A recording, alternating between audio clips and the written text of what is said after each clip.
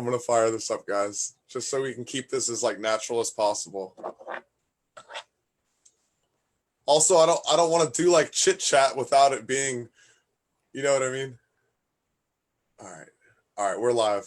We are live with author Dick Kahn, author of the book DMT and My Occult Mind. How are you doing today, Mr. Kahn? Yeah, good, thank you. And Dick's fine. If you want to call me Dick, you can call me Dick. Yeah, I'm good, thank you, Scott. I hope you're well. Hope you're both well. I'm doing great, bud. Thanks for doing this with us. And Eric, Internal Dynamics, I brought you on as well. Thank you for doing this, Eric. Yeah, it's a pleasure to be here. So, Eric, I wanted to have you on because you met Dick through the Terrence McKenna, like a Terrence McKenna group. And Dick told you about his book. And then you told me about the book. So you and I both ordered it on Amazon the same day. And we've both been like reading it at kind of the same pace. Yeah. Not just taking a look, guys. Thank you for taking a look. Yeah. Thank you for writing it. Yeah. Thank you for having the courage to do that many experiences with it. And then, yes, writing a book on it. Thank you very much, Ori. Thank you. Yeah, it's very brave to publish your experiences, but it's also very brave to go through with that many trials, because it's a fascinating experience. Absolutely, it is. It can be imposing. Yeah, it's a paradox, isn't it? Because 9 times out of 10, it's the best experience imaginable. And on that basis, you think, I'm going to go back again and again and again, and it's going to be easy. But it's not like that, is it? There's some part of your brain, your mind, conscious or subconscious, that knows that, in my opinion, it's not your mind working under its own steam. There's something very powerful interacting with you and directing the experience. And I think that's why it's difficult to go back to, no matter how enjoyable the experience is. Yeah, a lot of the time you're shaking in your boots, sort of. Right. Yeah, it's difficult. It's like walking to your own funeral. You know, it's a bit like just before this interview. You know, you become sober, you become somber. You know, a degree of nerves start building up. But with DMT, it's that magnified many times. And I think one of the challenges is learning how to deal with that, because I've had times where I've really beaten myself up and then gone to smoke DMT, and the experience has been underwhelming. And I thought, oh my God, I spent like hours beating myself up, and I did the experience and it was, you know, nothing. And then there's other times where I've just gone in and done it, and it was like, wow, what an experience. So it's managing those internal emotions. It's quite a challenge. There's definitely emotions and like fear and apprehension that comes with it. But do you think that there's also like a certain survival instinct that comes with it? Because it's hypothesized that DMT is released when you die. So do you think our body is recognizing that? It's like, hey man, like we're not supposed to be dying right now. So it doesn't want to let go. It's like your survival instinct. Do you think that has something to do with it? I think that's really valid and a good way of expressing it. It's for sure, you know, the experience can be like a classic little death where you're absolutely convinced you've died. And then there's that other paradox where you come out of the experience and it just feels so familiar. And it's the same with salvia, smoking salvia, that mindset, that experience, like there's such a degree of familiarity with it. And that makes me wonder whether it's some evidence of the sort of post-death or even pre-birth state that the spirit's in. And, you know, you can't prove that, but you can, you know, give ideas for consideration. Yeah, it's like it shows you who you are behind who you think you are. Yeah. True. It kind of pulls off the mask, so to speak, and reveals you to yourself. Yeah. And you know, certainly with DMT, but with ayahuasca, you know, it's you kind of not forced, but subtly invited, speaking personally, to face your own soul. And you know, it's not pretty. You know, there's none of us perfect. None of us, you know, have divine perfection. We've all got that darker side of our psyche, and you know, facing that, no matter how happy you may be and how positive you may be and how much you're enjoying life, there's always something there, and you face it and you think, gee, yeah, I need to work on that. It's not pretty. Is that's something that I find with the few DMT experiences that I've had as well, that it shows you kind of like what you need to work on to better yourself, for yourself and your fellow human. Is that part of what got you into doing DMT, Dick? Was sort of a working on yourself, a therapy? No, not at all. It was just chanced upon the Spirit Molecule documentary while I've been messing about with research chemicals, which you could buy legally at that time online in the UK. So these were analogues of MDMA, analogues of MDA. And I'd be, you know, my children were much younger then, and I'd take something and I'd be up for like all night looking at YouTube, you know, going through Wikipedia, YouTube, like, wow, that's mind blowing. And just chanced upon that documentary, and I knew, you know, I just knew I had to try it. It really sort of spoke to me about like questions and interests I've had since a really young age, you know, about sensing, feeling that there's an unseen presence. There's something really important. Nobody's talking about it, but you sense it's there. And for me, DMT just kind of confirmed that in spadefuls, you know. It's like, wow, you know, there you go. There is genuinely another side to nature that's hidden. It's right there, but you can't see it. Yeah. What do you think, Eric? What do you think about that? Yeah, so it's more of like a journey of into the unknown than like trying to explore what's there or what's hidden beneath the curtain. And yeah, it's so close to us, yet we can't see it. And then we take this substance and all of a sudden it's right there. And it's just like how. I wanted to know, like you said you had early on out of body experiences in the book. And are the DMT experiences anything like are they much more powerful than those? Was there any crossover in those? Do you still get out of body experiences? Oh, I wish I could get out of body experiences. So these were classic OBEs. You know, I've read accounts of people who say they've had OBEs, and I don't know. I don't want to rain on anybody's parade, but these were when I was really young in my childhood, and I was, you know, I had this sound in my head which DMT seems to amplify. I've always had that. I suppose is what the West call tinnitus.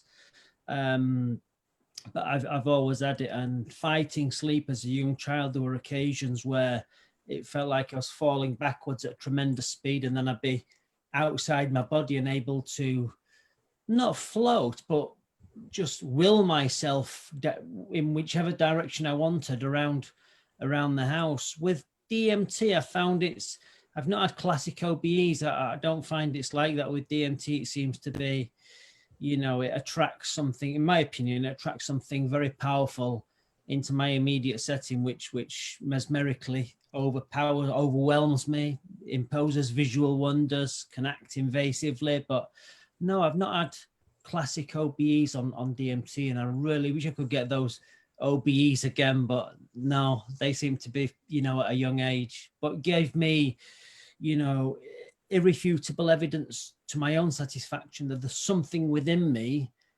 that can exist outside of me. And it's such a mystery how something within you can be outside your body, and yet you're seen as you see with your own eyes, but yet you're passing through wooden doors, and very bizarre, very unusual. What about you, Eric? Do you have out of body experiences? Are you familiar with like astral projection and stuff like that? I'm familiar with it, but I've never actually experienced it. Yeah, experienced it on my own. Not without the help of some psychedelic substance. Yeah. I've never really had out of body experiences either, but my early childhood, I would have very strange dreams, very like occult and supernatural occurrences that I had nothing to chalk it up to. And as I grew older, I came to realize that because of those experiences, I started studying occult things, and then I came to understand and realize that that's what I was going through, that I was having these out-of-body experiences, these like tinnitus, like Dick said, with the pineal gland ringing, I think is what you attribute it to. Yeah, I mean that's something I picked up from esoteric and occult literature. You know, that is, it doesn't talk about DMT because this is from 100 years ago, or a little bit beyond that, but talks about, makes it very clear that the pineal gland, the third eye, is an important factor in terms of interface between terrestrial realm and our spiritual self.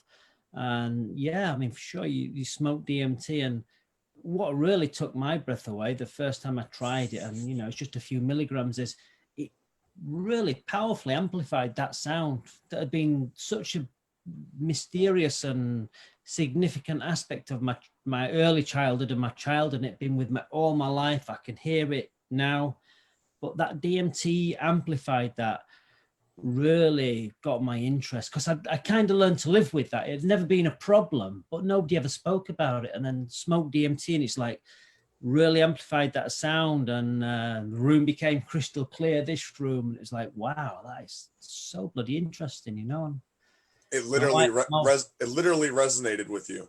Literally, yeah, like that. Yeah, literally resonated with me. And even behind, I mean, that was one pull of fresh crystals, so it was no breakthrough, but the room became uber crystal clear. The dimpled ceiling sort of had spectral radiance to it, and even behind those sort of sub-breakthrough effects, I think there's a science there. It's not something you can measure, but you can give an explanation. You can say, well, I think this is like this because of X, Y, Z. And I think, eventually when more and more people start to try this and analyze this and try to work out what's happening in a sort of scientific minded approach, I think there'll be some consensus opinion comes. But in calling this a science, it's always got to be a science of the immeasurable.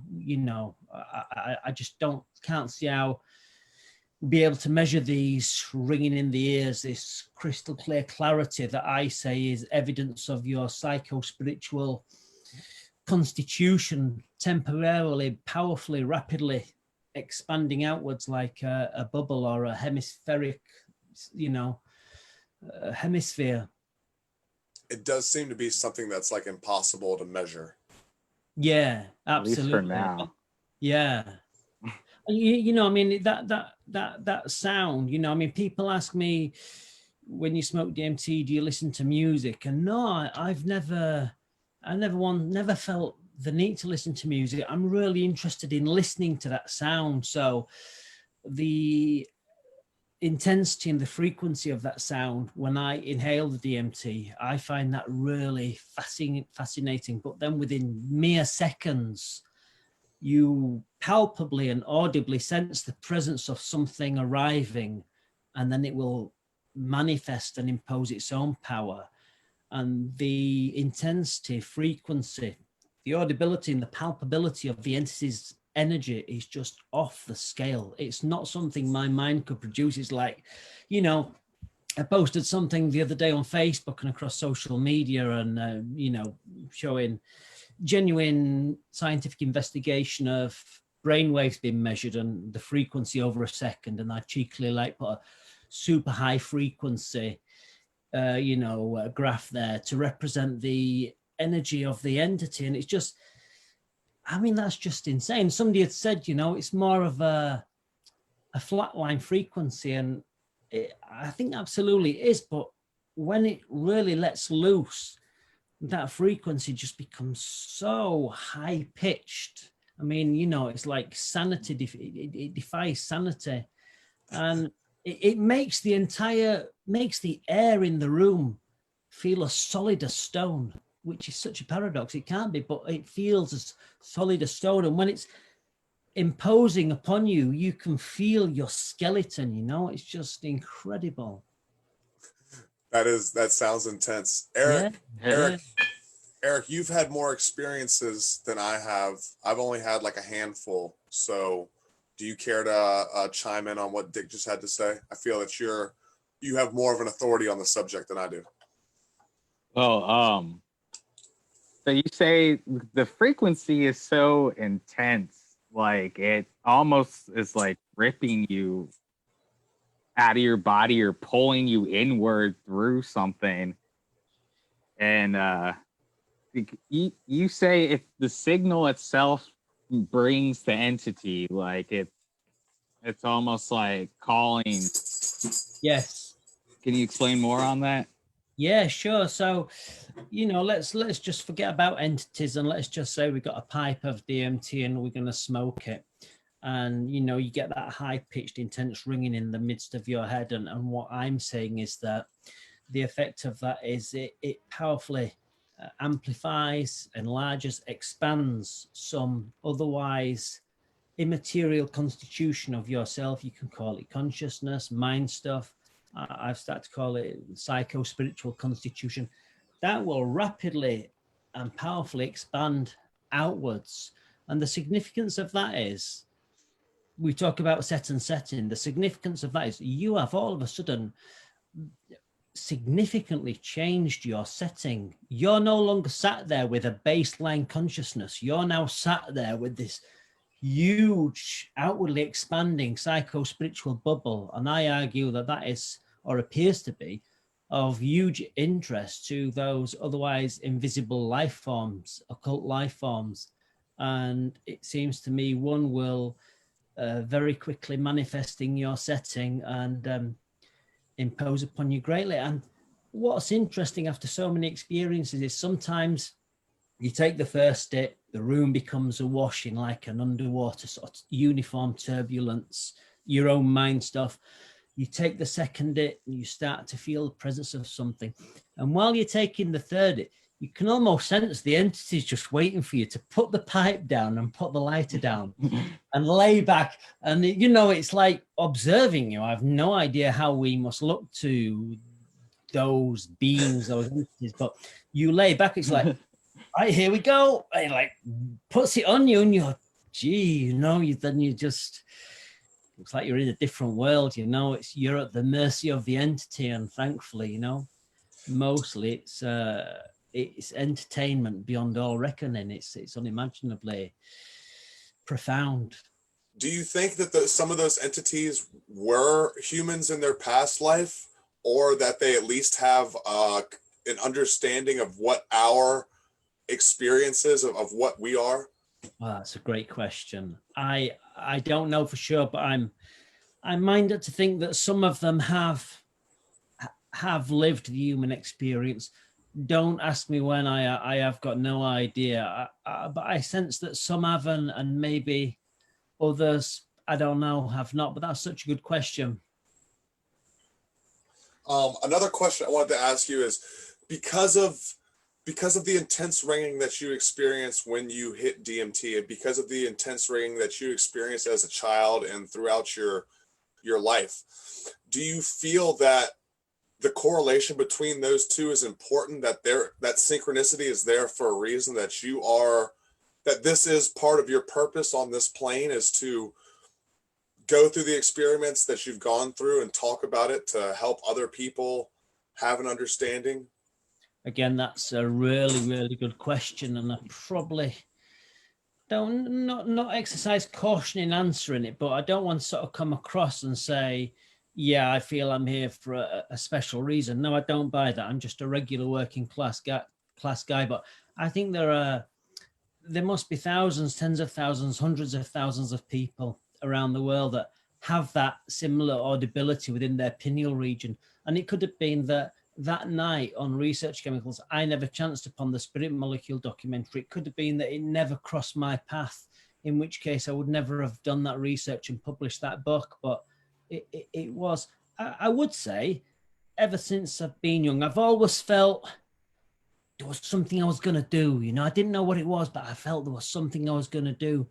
And I got to be honest, this ticks that box for me. You know, I mean, it took me to get to 40 years old, and you know, I'm thinking, I'm getting on a bit now. I'm getting older, and that feeling was still there. But you start to think, well, maybe not. And then this came my way, and developed into researching and writing books. And yeah, it ticks that box. I'm Yeah. really enjoying what I'm doing, but I wouldn't say I feel I'm put here to do it. Well, what I would say, and it's in DMT My Occult Mind Light, and I think about this more often now than I used to do, but that moment where I saw that sun-like orb at the foot of the garden, you know, and was, you know, thinking it was Christmas morning and it wasn't. I mean, that was one hell of a sight. That was, you know, that was just, I have wondered why I would see that, because that was just insane, you know, and didn't know what UFOs were at that time or anything like that. But yeah, that was one hell of an experience. And I don't know. So I can definitely see the chain of events that have led to where you are, and I only know about you from the book and from what you've told me in this conversation. And then you've checked the box, and now the way that I see it is that by raising your own personal vibration and putting your story out there, you're helping other people, whether you want to admit it or not, because I'm sure you've destroyed your ego with DMT. Whether you want to admit it or not, you are helping other people raise their vibrations and making a difference in this world. I believe. I really appreciate that, and I really like how you express that and put a spin on it. I mean, it's paramount on me that I stay grounded and stay level-headed, and my family absolutely. I make sure of that because of my family. It's not that my family makes sure of that for me. But I got to say, and if anybody's listening or listens into this that has taken time out to approach me and express something along the lines that you've just done, I want to say thank you, because if ever there is a DMT in My Occult Mind 3, it will, because people do take time out to come and say, man, you know, Dick, that is fantastic, you know, or something along those lines. And I'll be honest, that's worth far more than any royalties I may get from self-publishing. That is just, you know, and it doesn't inflate my ego. I've got to take the criticism with the praise, and you know, try and keep level-headed, keep grounded. But yeah, it's encouraging. That's my response when I usually get those messages. It's really encouraging. Definitely. And like I said, I'm sure that the amount of times you've ingested DMT, it's probably taken quite a toll on your ego, or what people usually call ego. Something I wanted to ask though, do you think, you said you're a family man, do you think that your experiences have made you a better father, a better husband? Oh, without question, without question. But if there was a question about ego, and I think this is really important, as much as the experiences can put your ego in its place, because I'm not into all that kill your ego. That's, you know, it's part of who you are. It's your personality. You can't kill your ego. You can squash it, you can kick it, you can put it in its place, but it's ultimately going to come back. It's whether you sort of allow it to inflate itself or put it in check. And I think what we spoke about earlier with the difficulty of approaching the DMT experience, that somber soberness that you have, I personally think that is one of the main impacts on modulating your ego. Maybe not so much the experience, but that putting yourself in that position. It's like your ego is saying, don't do it. You're getting ready with the pipe, the lighter, your ego screaming, don't do it, don't do it, don't do it. And you are, this part of you says, I'm just going to not listen to what you're saying, and I'm going to lay down and I'm going to smoke this pipe, and we're going to have a DMT experience. And your ego screaming, don't do it, but you do it. And I think that approach probably puts the ego in its place, perhaps more than the experience, perhaps. Eric, do you have anything you want to add? No, that was good. I want to know, out of the many times you've done it, how many were breakthrough times? That's a good question. And I would say, you know, it was documented with Vice that I'd smoked DMT 600 times. It was about 650, but not every experience was a breakthrough. I would say it's about half. There were times I was messing about with sub-breakthrough doses. There were times I wanted to break through and didn't break through. And there was a really bizarre month where I couldn't get the DMT to do anything. So I was, you know, using the same bark, using the same process, extracting it myself, and I get the DMT and I'd be air drying it and it smelled, you know, you get that wonderful plasticky synthetic smell of potency, think great. But when it came to loading the pipe, that scent seemed to have gone. And I'm talking, you know, I'd be smoking a pipe. There was no effect whatsoever. Never mind breakthrough. There was like no amplification of my mind stuff, my psycho-spiritual constitution. And I went an entire month and I changed bark suppliers. I, you know, changed the chemicals used to extract that. I tried everything and it was always the same. Smells potent. It's good. It's going to work. An entire month. I just couldn't get it to do anything. And it was a real head scratcher. And I've seen somebody mention something similar on DMT Nexus. And you're trying to work out what's going on. And you're left with that. The stupidest conclusion is that something's coming, something invisible is stealing the potency from my crystals. I just didn't know what else to think, you know. And then lo and behold, after 1 month, it just changed again, and just, you know, it was really bizarre. Was there anything different in your lifetime, like family stress? No. I've wondered if it was just some massive big trick that they were pulling, and I know that sounds completely woo and bizarre, but no. But I think I know what you're saying. But there have been times where I've had to apologize to entities. There's been times where, you know, there's been times where I know they've ignored me because I've either done something or said something or acted in a way. And that's really awful. You know, you smoke, you lay back, your mind stuff fills the local sky completely. And then you feel, you know, it's not a breakthrough. It's a breakthrough dose, but nothing's manifesting in your presence. It's like, I'm being ignored. You know, it's like, you know, when you're a kid and you're at school and you like, if you've got no mates, you go in the playground and everybody's playing, but they're not playing with you. And you're like, shit, it was like that. It was awful. You start to make you start to make apologies and try and sort of, you know, transmit them outwards, and then it all comes. So, yeah. They welcome you back after the apology? Yeah. There's been some bizarre, you know, there's been some times where at the conclusion of an experience, the darker aspect of my psyche is unexpectedly manifested and sort of tarnished, you know, and like being disrespectful to the entity. I'm like, what the hell is that? And then, yeah, you're ignored for a few times, and, you know, it's you make your apologies and it all comes good, you know. It's yeah.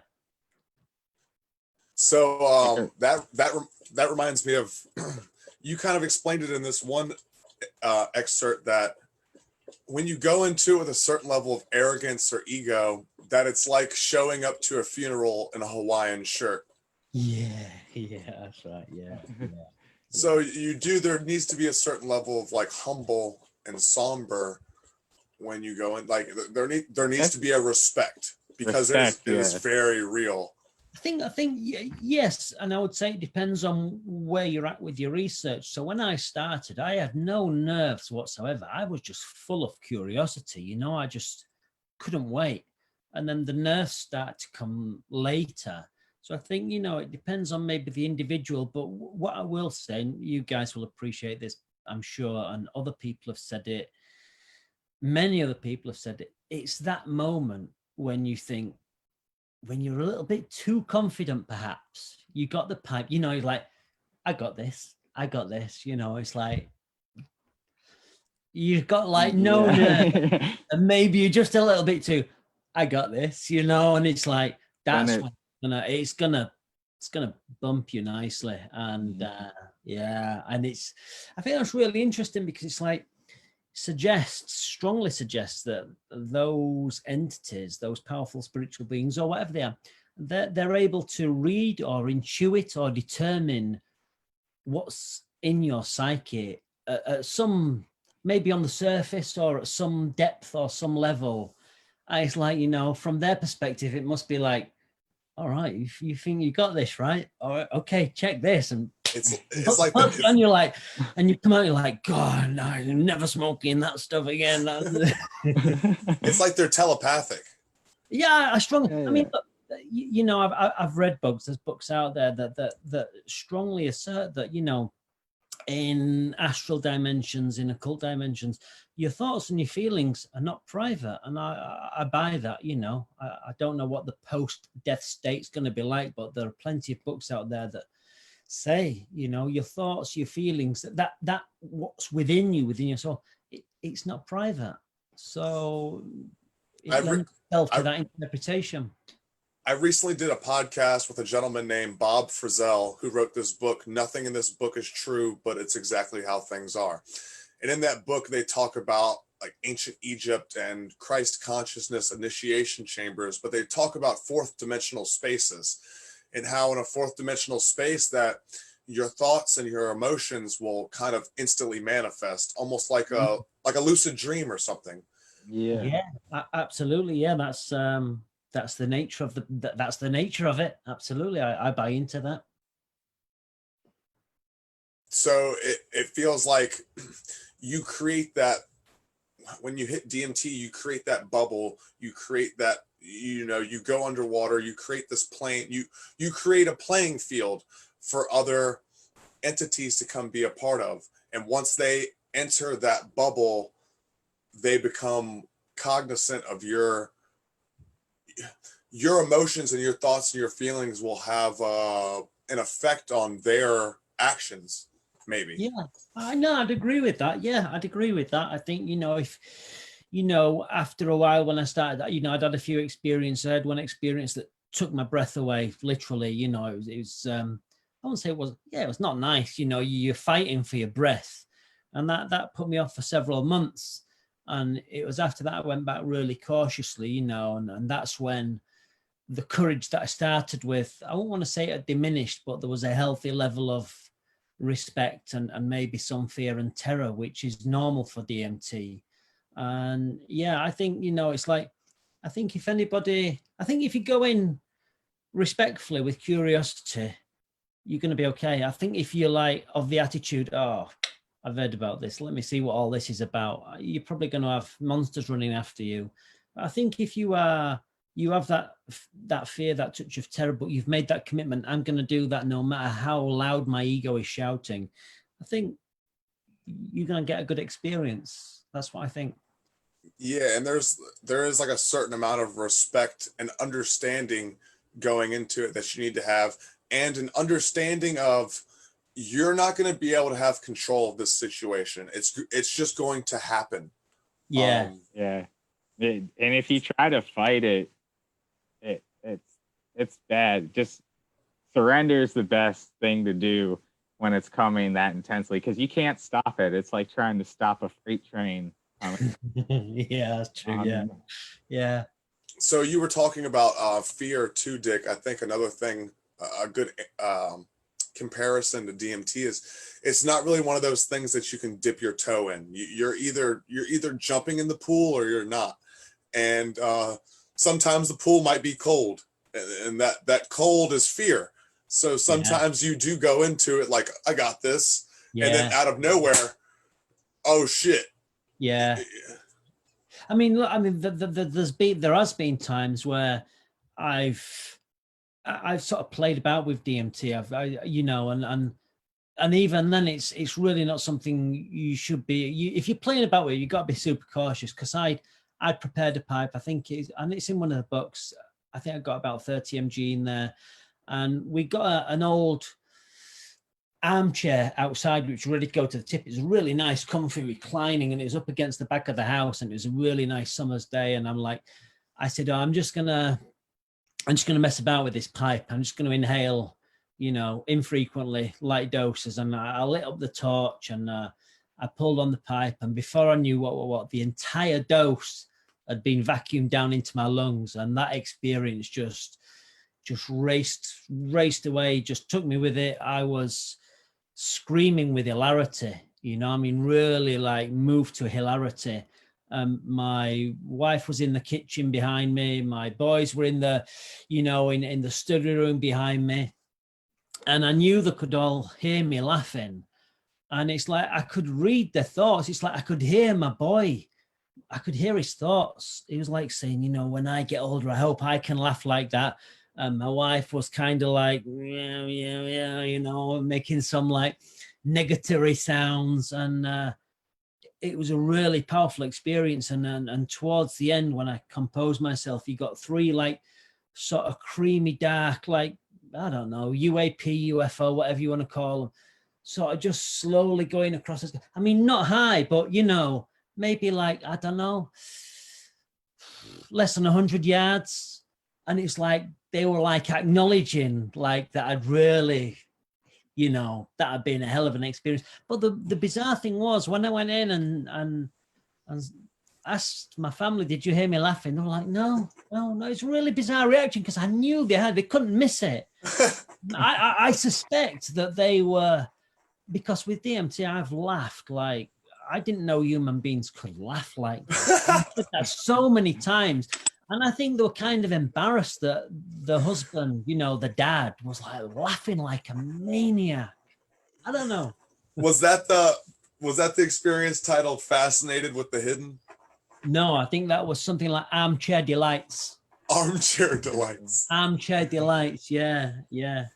Because you had another one called Fascinated with the Hidden that seemed to be a very similar experience. You were just trapped in hysteria. It was like the experience was so overwhelming. All you could do was just laugh with tears rolling down your face. And one of the first experiences that I had with DMT and I think it's one of the first ones in DMT My Occult Mind Light is I didn't know what was happening then. I didn't know about entities. I just had no idea what was happening. But with that experience, I could feel there was something it like divided my psyche up, and it had found that portion of my psyche where laughter is generated, and it was like manipulating it. It'd be darting in, and I would be screaming with laughter, and then it would come out, and I'm trying to compose myself, and then it would dart back in again. And oh my God, and that's why I sort of came to conclude after many other experiences that these entities seem to have a complete working knowledge of, human psyche and human physiology. It's almost like they've had a hand in building humans into what they are. It's like, I don't know, they have the instruction manual and the capacity to sort of operate us vicariously through, the user smoking DMT. It's bizarre. So how much have you studied like mysticism and the occult and stuff like that, the esoteric?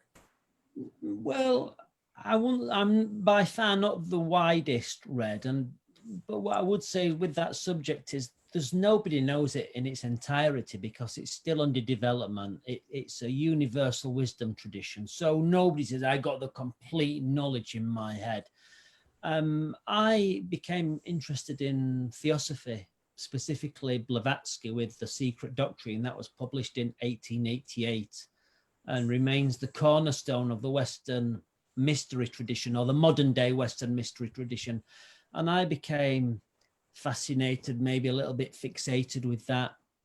And I have read around the subject, but really focused on Blavatsky, a little bit of Steiner, Besant, and some of the other early theosophists. So I'm not an expert, but those books really chimed with me. I've been reading them for 20 years. They chimed with me because the questions I'd had since early childhood, those books really powerfully addressed those questions head on. And, I know some people are very wary of the word occult, and I knew it was a risk adding occult into my title. I knew I'd alienate some potential readers, but occult just means hidden. And I guess I'm using it in that light sense. Obviously, it does mean a whole lot more. But, you know, if you're genuinely ignorant, you'll say, oh, the occult is satanic worship. And no, it's not that. But it might give you some very deep philosophical considerations as upon the satanic myth or the Luciferian myth. It does deal with very deep and profound subjects. And you might come to conclude that these are actually cosmic glyphs or stories recounting how we came to be and what type of beings or energies or concepts have made us what we are. I mean, you know, if Satan does exist, is in us all, or it's in us all. If Lucifer exists, it's in us all. It makes us what we are. Yeah, I agree with that. The reason I asked is because clearly you know about the concept of angels and demons, but before Christianity became so widespread, it was just and it was just known as jinn, Djinn, and um, later on they separated the jinn into two classes of angels and demons, but they all kind of, you know, like you said, it's all part of the all source. It's all part of one source. But do you think that is what you were dealing with sometimes in your experiences, were jinn, angels or demons? Because a lot of them seemed like tricksters, you know, making you laugh or messing with the tag on your pillow. Yeah. I remember that. Yeah. So you had tricksters like that, but you also had like these big, you know, winged creatures that were like translucent and made of geometrical patterns. Yeah. No, I think it all relates to occult nature. There are not many descriptives you can sort of use. You know, I mean, in ufology at the moment, the talk is of the phenomena. I think there's a film coming out called The Phenomena, and there's not many descriptives that you can use for this thing, the other. But I think occult nature is one really powerful way of expressing it. And for sure, you know, in esoteric and occult literature, those they're full of myths, stories, legends about hidden beings of all kinds and classes. And I mean, you know, with the jinn, I think it was Gordon Crichton. He was the editor of Flying Saucer Review, which I think is the oldest or longest published UFO periodical. And his opinion was that, you know, that the UFO enigma, it's the jinn. It's what they do. You know, they're operating on the fringes, but doing it in such a manner that it slowly shapes and steers culture and people's minds. And I think there's plenty of evidence of that. You know, when you look at the UFO enigma and when it manifested in 1947, and it's like I believe nobody's ever captured one of these things. I know there some ufologists believe that things have crashed, but whatever it is, it's like Jacques Vallée stated, it's like a spiritual control system. It's like a thermostat on our spirituality. It slowly shapes and steers our culture.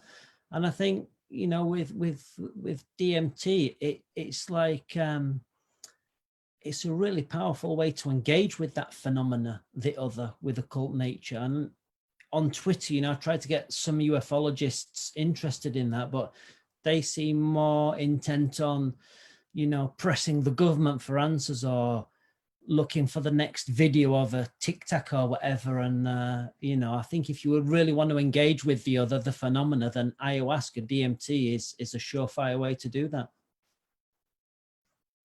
Yeah, I totally agree with what you're saying. I want to ask you one more question. I mean, I'll ask you more questions later, but I'm going to ask you a question. And then after you answer that, Eric, I want to let you lead the conversation for a while. And I want to take a back seat because, like I said, you're the one who turned me on to this book, Eric. You have more experience in psychonautical adventures than I do. So I really want to take a back seat to this after this question. So, Dick, one of my favorite excerpts from the book was circus performance. It was about this like ringmaster kind of entity who appeared and he was kind of swaying from left to right and kind of showing you these different things that kept coming. And that one really interested me because my last experience, which was actually with Eric, there was a very much circus archetype that seemed to be a common theme for all of us who had the experience that day. What do you think about that? What are some of your takeaways from that experience? So I think it really raises a really profound question about aspects of human culture with which we're all familiar, such as circuses and clowns and jokers and jesters and all that kind of irrational side of human culture. And it begs the question whether these are products of our own imagination and creativity, or whether these are sort of otherworldly archetypes that have infused into minds that are receptive to that, and whether the sort of concept of clowns and circuses and sort of that irrational aspect of human nature, whether it's kind of instilled into certain individuals, you know, receptive to that, and whether that shaped culture. And I don't know, it's such a good question. I'm minded to think that these are otherworldly ideals or archetypes that are, you know, when the time is right or when it's required, they're sort of pushed into minds that are receptive for it. It's a really interesting question, and it's a really interesting answer as well. So yeah, I would say the circus performer, he was an entity of sorts, but I would say he was a construct of the spiritual entity that was imposing powerfully upon me. And yeah, I mean, he took my astonishment to really crazy heights. It became, you know, when you talk about your astonishment is paining you, that sounds ridiculous, but that's pretty much where that guy took me. I had the same kind of questions with the circus archetype, as like, what came first, the chicken or the egg? You know, what came first, the psychedelic, whatever, psychospiritual experience, or the physical circus?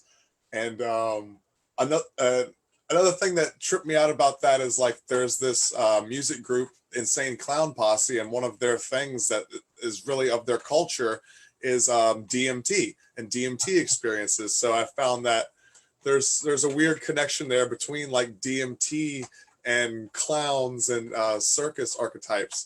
But also like what you said about, sorry, Eric, I know I wanted you to lead the conversation. I also like what you said about, it seems like certain people are susceptible to certain archetypes, because I mean, I'm a comedian, so maybe that would make sense for me to be more susceptible to a circus archetype. You, Dick, you seem like you're more susceptible to like the underwater archetype. Eric, what's your most common archetype or environment that your experiences take you? And then you guys talk for a while. Let me shut up. Well, I've had the circus archetype, and I've had the jester kind of mischievous archetype, but mostly it's just something that I can't explain. The word you use a lot is impossible in the book, and McKenna also used that word. And when I was going through one of my most powerful experiences, this is impossible. No one's ever talked about this. There's no book on it. There's no story. I wanted to like call the president, the head of science, the government, like anyone who would listen, all the artists in the world. But 10 minutes later, I was like, yeah, call the president. Yeah, I wonder what's on TV. Like, it just fades so quickly. I want to know your most powerful kind of contact with the entities, like which one was the realist, which one gave the most knowledge or the most profound contact with something outside of you? I think I would say I learned more on ayahuasca about myself, but let's park ayahuasca and let's focus on the smoked. And I spoke about the intensity of that frequency that the entities impose. And there's been many times where, and I've documented it in the book, there's like that was by far the most intense or the highest free. And then something else happens, you know, another experience. Think, no, that beat the last one. And I would say there was one experience, and this was in the garden, you know, and it's like it's a sunny day. My approach is eyes open. Not that it matters when you're on a breakthrough. Eyes open, it doesn't matter. But I had this one experience, and the entity, I think I've called it in the book, and in the absence of flight or fight. And this entity was putting this highly visible experience on me. And I wanted it to stop. And it's like, I wanted to cry out and say, make it stop. And just as I was about to cry out, it's like the scenery would change. And that had like reset me. I'm like, okay, I can deal with it. And I don't know what it was doing, but it was like had me between that, you know, you can't fight me and you can't escape me. And it was really, I wanted to scream out, make it stop. And every time I got close to doing that, it would change. I thought, okay, I'm okay. And then it'd take me back. And I think as a consequence of that, because, you know, this is a really profound, you know, documented aspect of humanity, the fight or flight reaction, you know, your adrenaline's going, you know, you either got to fight it or you got to flee from it. And I couldn't, but both were like vying, you know, it was like between the two. And as a consequence of that, and this is why I mentioned the ayahuasca, when I did eventually get out of it, it's like it gives you a real insight into your soul. It's like, it's beyond words, you know, it's like, you really got a sense of something really deep within you. And it was like a sense of your deepest self, you know, not like Dick Kahn and not me in this lifetime, but really deep, you know, like, I don't know, like Who you are before. telling you who you are over like lifetimes, you know. And I would say that was, I'm not saying it was the best experience, but that was like, you know, it really got me, because I really wanted it to stop and I couldn't make it stop. And I really wanted to run away, but I couldn't, because I was like overpowered. I was in a mesmeric state and I didn't know where I was. I knew, probably at some very deep level, I knew I was in the garden, but that aspect of my mind was not operational. So, and it was unusual because with that, when that experience did finish, it's like it spat me out of itself, you know. So I'm contending that with these experiences, you are essentially engulfed in the midst of a powerful spiritual entity that's, you know, imposed mesmerically upon your amplified mind. And it makes you look like you're in another world, but they can also operate in a quasi-physical or paraphysical manner. And at the end of this overwhelmingly powerful experience, it was like it spat me out of itself, you know. It's like, poof. It's very much like, you know, being spat back to earth, but, you know, obviously just above ground level or something like that. So yeah, that comes to mind. And again, on that, with the sort of paraphysicality of these entities, or that ability to operate in a quasi-physical manner, you know, examples spring to mind, such as I had a really nice burnished aluminium and chrome lighter, and I'd smoked and laid back, and the entity manifested, and it was powerfully imposing upon me. And I'd grip in this lighter, and the entity somehow, I mean, I didn't dare look because I'm in this mesmeric state, he started to prise open my fingers one by one until I dropped the lighter. And as a consequence of that, I was like, I'm never going to hold that lighter ever again when I, you know, smoke DMT. And again, I've had experiences where in the bedroom, it looks like you're in another realm, and it feels like you're on a conveyor belt, you know, going through a tunnel. And it looks like you're somewhere else, but really it's an illusion, this quasi-physical, paraphysical ability of the entity to like ripple beneath your back creates that illusion. It's such a good trick. And equally, I've been in the garden and had some really powerful experiences, and it feels like you're gliding, like you're levitating. It's like you're gliding, but it's this quasi-physical or paraphysical ability of the entity to smoothly move beneath your back in that prone position. And it's, wow, you know, don't stop. I'm flying, don't stop. It's great. I mean, but ultimately these are illusions. It's not that I'd gone somewhere else and I was genuinely on a conveyor belt in, you know, the astral realm. It was a really powerful trick of the entity. It's real magic. Did you learn that over time? Like, yeah, I did. Yeah, absolutely. That's it took a while. I mean, my approach with this was, you know, not to say I've gone further or larger than anybody else, but genuinely to understand it. So my mindset with DMT was to, you know, once I'd laid down, that was my commitment. I'm going to smoke this no matter what. And then you start to realize that when you've laid down, don't start thinking, what if this and what if that? Just lay down, compose yourself, sit straight back up, hit the pipe. And then while you're hitting the pipe and you're sucking in, my mindset was focus. Be as observant as you can. Try and learn as much as you can. You lay back and those first few seconds, I mean, sometimes it's instantaneous, but those first few seconds, that's where it's all happening. There's something happening within those first few seconds that makes the experience what it is. And over time, I came to believe that the entity it's almost like temporarily enmeshing its own mind stuff in your mind stuff, but in a way that's overpowering you.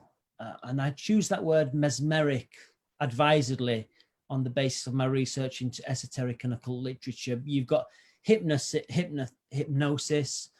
All hypnosis is self-hypnosis, which means those being hypnotized, they willingly, you know, agree to be hypnotized. But mesmerism is something very different. That's a will of greater power is imposing upon you and fascinating you. I mean, this goes back to Anton Mesmer and animal magnetism. But with this, we're not dealing with a human being animally magnetizing or mesmerizing another human being, albeit that can happen.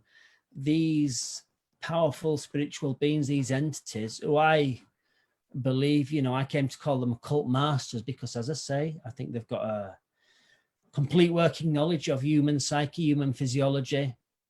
You know, as anybody knows who's experienced DMT, they're dictating and directing and determining the experience completely. Dick, sorry, Eric, to cut you off. Dick, you were talking about that moment, those first couple seconds, right? And you were talking about mesmerizing and hypnotizing. Then you talked about mesmer and what was animal magnetism? Animal magnetism. Sorry. So actually, a couple weeks ago, I interviewed this gentleman named Adam Crabtree, who's a psychotherapist from Canada, and he's been working with people with dissociative identity disorder for like 50 plus years. He's really into trance states, hypnosis, and things like that. But one thing that he was talking about was kind of the same thing you're talking. I'm understanding it as the same sensation that you're talking about, those first couple seconds, right? But what he was talking about was like right before you dream, right before you fall asleep, and right when you wake up, and he called it a hypnagogic state. Yes. I feel like there's definitely a correlation between that conversation that I had with him and the conversation that I'm having with you right now. Well, it's interesting because the phraseology they used back in Anton Mesmer's day was nervous fluid. You know, they attested that human beings always give off a nervous fluid, and mesmerists were able to sort of impose their own nervous fluid upon the recipient and thereby, you know, mesmerize them. I mean, you know, there's times when I spoke to individuals and they just really capture, you know, they know how to tell a story, and you know, you're transfixed, you know, you can't get yourself away, and they're telling this story, you're hanging on their every word. And that's an example of mesmerism. But with these entities, it's to the nth untold degree. I mean, and I think evidence of that is when I've been in that state and I've tried to speak, it's like you can't speak. You want to speak, but it's like you're fighting against yourself to try and get the words out because you're in this mesmeric state. And similarly, your eyes are like sometimes like rapid eye movement, you know, they're flitting around the room and the room's full of wonderful, active, visionary stuff. And you're looking for the entity, not realizing that the entity's filling the room and imposing all these visual wonders on you. Yeah, I totally agree with that. It is very mesmerizing. That's the perfect word for it. And honestly, this conversation has been mesmerizing.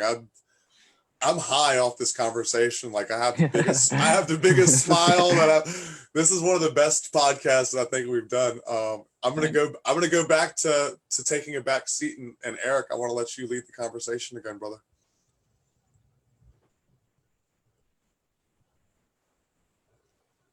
Eric, are you there?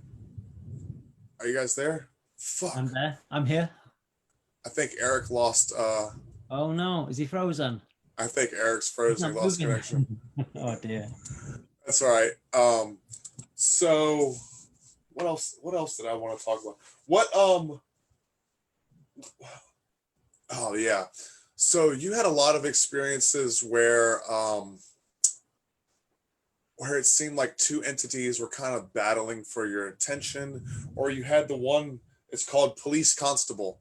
So it's like, do you perceive that as like the initial entity was whatever it was showing you or doing to you had some sort of negative connotation, and another entity stepped in to try and balance that out? Absolutely. And one of the early considerations and questions I had is, you know, it's like, when I smoke DMT, what factors are at play in that otherworldly environment that determine which entity is going to interact with me? And I could never, you know, you can never answer that because we're in this terrestrial plane, and from their perspective, you just can't see it. But I did wonder why and how one particular entity will manifest in your area, as opposed to another one. So in the landing area just here, I think there was one particular entity that frequently engaged with me. You know, I mean, suspicion I have, I can't prove it. But yeah, on that occasion, something a little less, a little more adverse to my, you know, actions with DMT manifested. And yeah, it was kind of like scaring me a little bit. And then I sensed this other entity came, and it was like, yeah, it was like acting almost like a sort of, I think I called it a psycho spiritual police constable, sort of berating the other entity, you know. And I don't know if it was like saying, hey, you lay off this guy. This guy's my guy, you know, lay off him. So I don't know. It's there's been other experiences where I've been in the bedroom, and it's like, you know, you sense that there's two entities sort of battling between you or not knowing what to do with you. And for sure that I've had, this sounds ridiculous, but I some of the most profound experiences I've had have been from low doses. And I think what you've got to factor into that is, if you're smoking this stuff frequently, there's a possibility you can argue for consideration that in that other realm you are attracting attention with one, two, or more entities. And I smoked, I mean, this must have been less than 10 milligram in my bag. I've been smoking it daily, and I could sense something's waiting for me.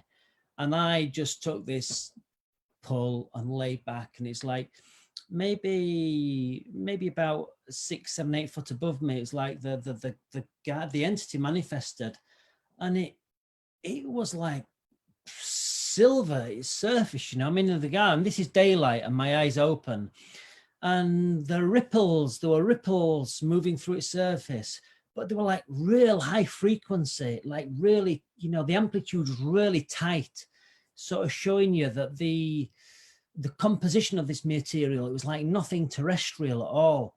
And I was freaking out. I mean, to be seeing something so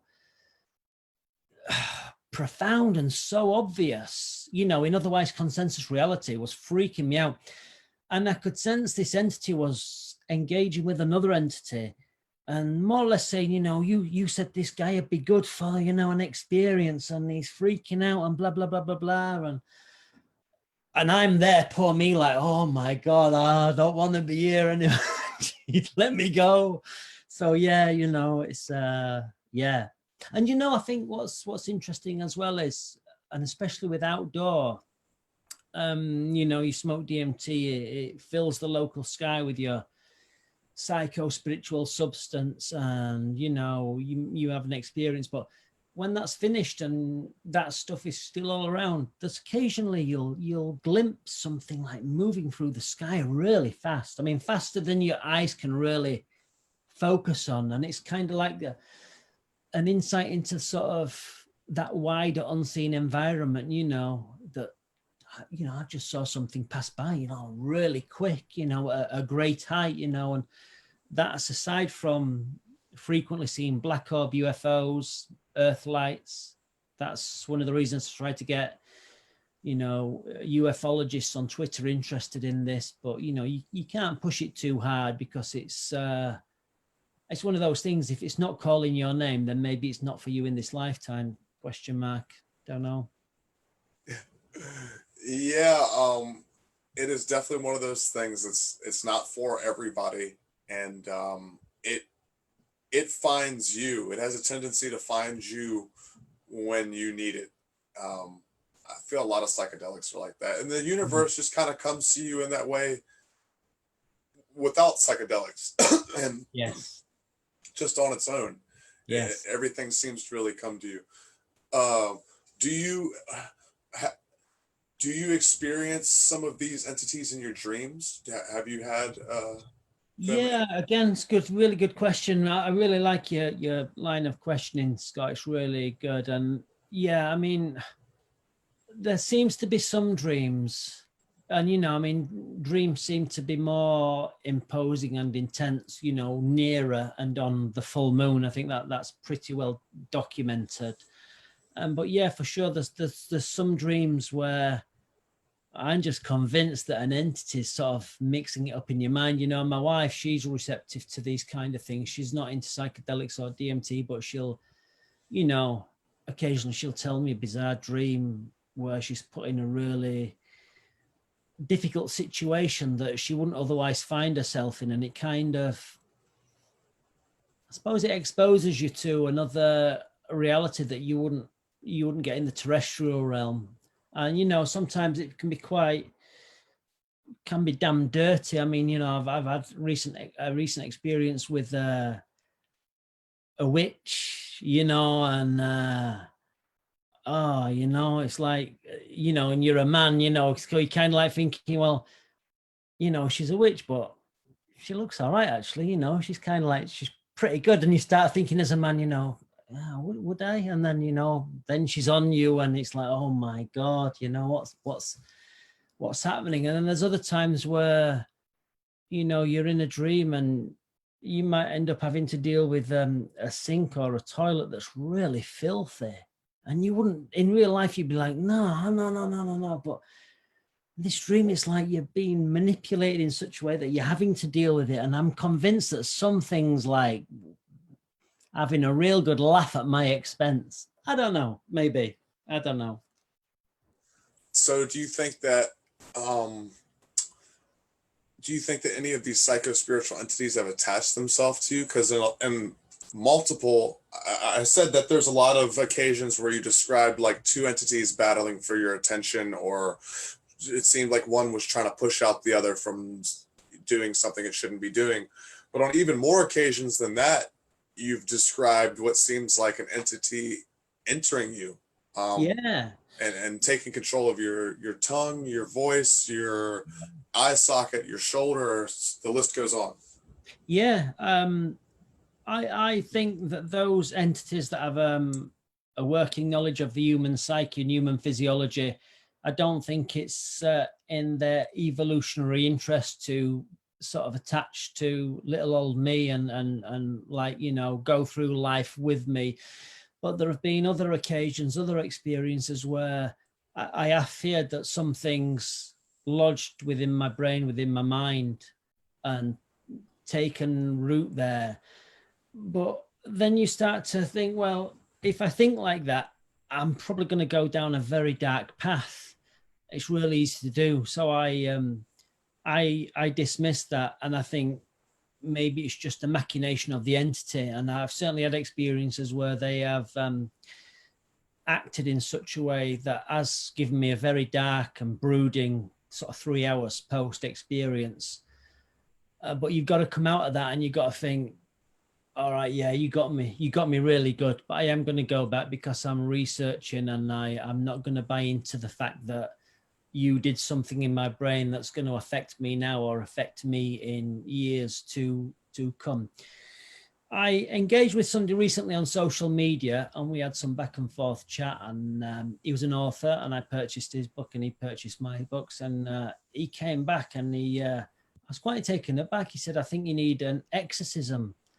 I was really taken aback by that. I thought, I wouldn't dare say that to anybody. And no, I think you've got to be really strong-willed for these experiences. And I think it's like McKenna said, you've got to have your wits about you.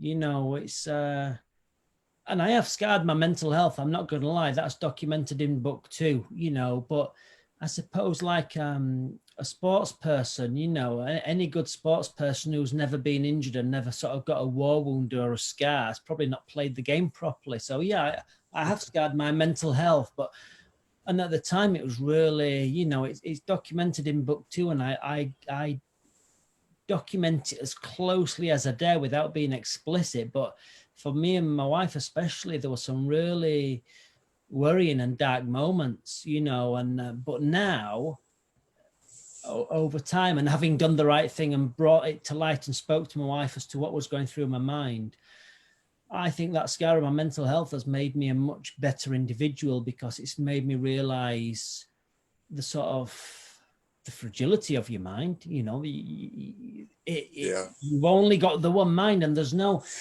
union to go to with this thing. There's no health and safety officer to go to. It's Right. you, your mind, and hidden nature. And you gotta, it's like McKenna said, you gotta have your wits about you. It's like and like McKenna said, it's impossible, and a lot of the stuff that is happening on that realm or happening in those experiences is too much for us to comprehend. You know what I mean? So it can be overwhelming. It can have those effects on your mental health. We were talking earlier about being rendered hysterical. I love when I take a high dose of like LSD and I get to that point of I'm just getting hit with waves of epiphany. And usually when that happens, I'm either locked in laughing or crying, or laughing so hard that I'm crying. And I think some of that comes from a place of nervousness, because the overwhelming weight of that knowledge of whatever the epiphanies are that you're being struck with. I think that ties into what you were saying about smoking DMT having an effect on your mental health, because your mind's being opened up to all these possibilities, at least. For the three of us, we probably see a lot of it as realities, but let's just call them possibilities. So it opens up your mind to all these possibilities, and the weight of that can be overwhelming. Another thing about DMT and mental health, at least my own personal anecdote, my second experience, when I came back to Earth, you explained in one experience that it was like you had kind of been coddled back to Earth, that the spirit kind of, coddled you, for lack of a better term. That didn't happen to me the second time. It was just, it happened and I was back. And one thing that I'm sure all three of us, Eric is back now, I'm sure one thing that we can all attribute to about DMT is the experience feels realer than reality, or what we call reality. And that alone made me feel like very schizophrenic, like, no, this is the dream and DMT realm is the reality. This is the illusion This realm is, and have you guys dealt with that yourselves? That same kind of, no, man, no, this is fake. This is all fake. That was real. I think for me, the question was, how can it look realer than real? Because it does. That DMT realm, it just shames ordinary everyday. It shames the like most powerful HD TV in the world imaginable. And I think there's got to be a reason why that is. And I think it's the sort of the substance of that psycho spiritual of your own nature and of the entity. I think it's of an uncommon density, and that's something I want to address in my third book. I think the surfaces are just without blemish, they're pristine, they're smooth, or they appear so. Obviously, you know, I say a surface, if you put your hand out to touch it, your hand's just going to go straight through it. But I think it's the uncommon density of this psycho-spiritual substance of our own mind and the composition of the entity that makes it look like a lucid dream times 1000. You know, it's beyond compare. Yeah, that's one thing that makes it feel like, all right, this is real, is that the colors and the everything is so much crisper. Another thing too is it kind of destroys depth. For the most part, for me, everything tends to become like one fabric. Yes. And one of my favorite quotes is by William Blake: "When the doors of perception are cleansed, things will appear to man as they truly are, infinite." And in that moment, everything is infinite. There's no disconnect from me to you to the curtain, the tree, whatever it is. Usually they're all one fabric. Yeah, I mean, we've got an apple tree in our back garden, and there's many times where I've smoked and I'm having an experience or coming out of an experience, and the upright branches and, you know, little twigs of the apple tree, it's like they're all like rejoicing, you know. It's like I look at the tree and it's like the tree's rejoicing. It's like, but it's like sort of taking on my own sort of emotions and feelings in that moment. But you look at the tree, it's like, damn, you know, even the tree's like praising the divine, you know, and it's really powerful, you know. It's like the tree's infused with such personality of worship and rejoice. It's great. Yeah, it personifies things that normally we see as just everyday or even mundane, yeah, you know. But now that tree is infused with life and it's rejoicing to the heavens, and yeah, it's how it feels. Yeah, 100%. All right, let me fill in Eric on where we left off. Eric, I think when you dropped out, we were talking about being mesmerized, hypnotized, and hypnagogic states, and sort of that. I would almost attribute it to the same feeling that people get right before like an astral projection, or the feeling that you get when you like, if you're laying in your bed and you feel like you're about to fall through the mattress, right? We were talking about that. I think you dropped out. After that, we spoke about, what did we speak about? I asked about dreams. I asked Dick if he's ever felt like entities have, if he's experienced them in his dream states as well. We also talked about, the different, like the police constable, right? Where he's had the different experiences where there's like one entity and then another one comes in and it's almost like it's interviewing the other entity, scolding it or pushing it out. And we were kind of talking about how there seems to be some sort of, Dick, I wanted to ask, do you feel like that's a guardian angel that you have, that police constable, that recurring? I'm not sure, because in esoteric literature, we supposedly signed a guardian angel, but I'm not sure. To me, it seems like something that's separate to me. It just feels, I just don't believe that smoking DMT is making that guardian angel then impose so powerfully upon me when it's part of me. I think that is something else. So yeah, I believe there's some guardian angel type aspect of me, as you know, esoteric and occult law states, but I think these entities are separate. I think, you know, there's a there are populations out there in various kingdoms of hidden nature, and I've had to take the view that I think these beings must be divine or semi-divine, probably coming through a range of realms to the DMT user signal and then imposing upon him or her very, very powerfully. Do you think it could be your higher self and not an external force? No, because again, so I've had experiences where the entity has manifested in the room and imposed such power that the plasterboard walls start to creak under the pressure, the compression that's being put upon them, and the floor starts to groan. And I've even had the house shake, and with the entity, I can feel the entity in the room, but I can feel it high above the house, and it's shaking the room, like the room's vibrating. And I just don't think my higher self could do that under the influence of DMT. So yes, I believe I have a higher self, a spiritual ego, but I don't think DMT would enable it to do those kinds of feats.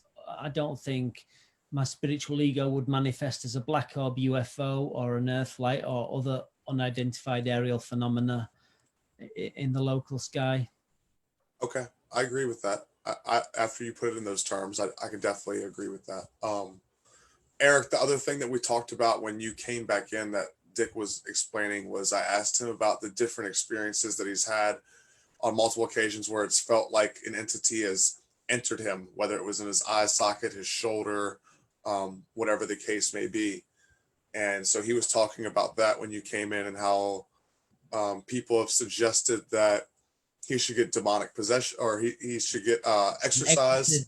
Yeah, I was quite taken aback by that, and I politely went back to the individual and so not accused him, but said you've obviously have Christian leanings and there's nothing wrong with that. But he scolded me and said no, he doesn't. But my understanding is that exorcism is a sort of a Christian concept. I don't know, maybe I should do some research on that. But we didn't fall out. I'm sure we're still good buddies, but you are opening yourself up to otherworldly influences. And I think as with many magic practices, and I'm not, I don't undertake occult or esoteric practices to sort of rituals or ceremonies. I have my own internal dialogue that would sort of qualify as some kind of magical practice based on, my own relationship with me and my will. But yeah, you are opening yourself up to otherworldly influences. And I think intention is everything. If you are selfishly motivated or ill motivated, or you are seeking power over the other individuals, you may get your way with that, but ultimately that's going to come back to you, and it's going to, I don't know, it will bring some karmic debt to you, and you might not like it when repayment comes. So, I think consciously I have pursued this in the right manner. Didn't realize it at the time, but it was a genuine attempt to understand what was going on after smoking the potent substance. That's what I did. Yeah, that's something I wanted to bring up too earlier when we were talking about respect and understanding of the substances. Intent is definitely important when going into it, that you have the correct. And I mean that's just with life in general, with every word that you speak. I mean, words are magic. Words created the universe, and God said on this day, and God said. So intent is important in all facets of life, not just DMT, but especially when you're going to use psychedelics, because it raises your vibration and raises your spiritual sustenance so much that you need to be extra focused on the proper intent, which is love intent. I agree with you wholeheartedly on that, Dick. Eric, the other thing. So when I asked Dick about if he thought that any spirits I asked him if he thought that any spirits had attached themselves to him, and what he said is that essentially, and I'm going to paraphrase Dick, is that his existence is meager compared to their existence, so that they wouldn't see a need in attaching themselves to him, because their realm and their plane that they work on is so much more expansive and greater than our limited experience. But what he did say is that he's felt like afflicted with mental illnesses, with mental issues, whatever, afterwards. And once again, Dick, I'm sorry, I'm paraphrasing. If I'm, feel free to correct me. I mean, yeah. So it was one particular occasion where, and we've already said, you know, with DMT, your ego is screaming at you not to do it. But there was this one particular day, and I was home alone, and you know, it was maybe 20, 25 milligram fresh crystals in the pipe, and it was like foggy outside, and there was no air movement, and it was just one of those days where it's just unnaturally quiet, you know. I was like, I'm going to do this. And I don't know, there was some aspect of me, possibly deeper than my ego, pleading with me, don't do it, don't do it. But, you know, your ego is always saying that when you're about to smoke DMT. So I kind of ignored it and went against what I suspect were my deeper instincts not to pursue this. And I smoked this DMT and laid back. And I don't know if an entity manifested or not. I don't know. But within seconds, my mind took a really sort of baleful twist, a really sort of baleful negative twist. And, I don't want to say too much because it's, I tried to document it in the book, but it kind of like sort of took unkindly to my wife in that train of thought. And it was just horrible. And, went outside, and it's like, you're trying to shake this baleful downward spiral from your head.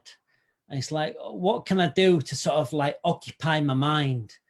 And I was like, oh, I know, I'll go and chop some wood with an axe. I was like, no, don't chop any wood with an axe, not in this frame of mind. And from that one experience, it kind of like really marred my life for 2 or 3 weeks and marred my approach to smoking DMT. And regrettably and somewhat selfishly, I was thinking, I might not be able to smoke DMT again. But really, what I should have been tackling, and what I did ultimately tackle, was that kind of baleful mindset that kept cropping up in my mind unbidden, say when I was at work. It's like, damn. And so I had to have a very difficult conversation with my wife and tell her what had happened and what kind of thoughts had been going through my head. And God bless her, she listened, and she spoke to me and suggested what I should do. And I agreed with her. I left off for a while. And just the act of speaking about what was in my mind, sort of bringing it out into the light, which is what you should do with these situations, was really, really medicinal, really helpful, really, helped me deal with that. And, the thing's still there, but after 2-3 years, it's more of a scar on my mental health. Whereas at the time it was kind of like a gaping wound. And that's how it is. So over time, it's become a wake-up call, is what you're saying. Well, over time, it's been easy to deal with, but had I not spoken to my wife, I really fear that my mental health could have taken a real sort of, it could have become frightfully dark.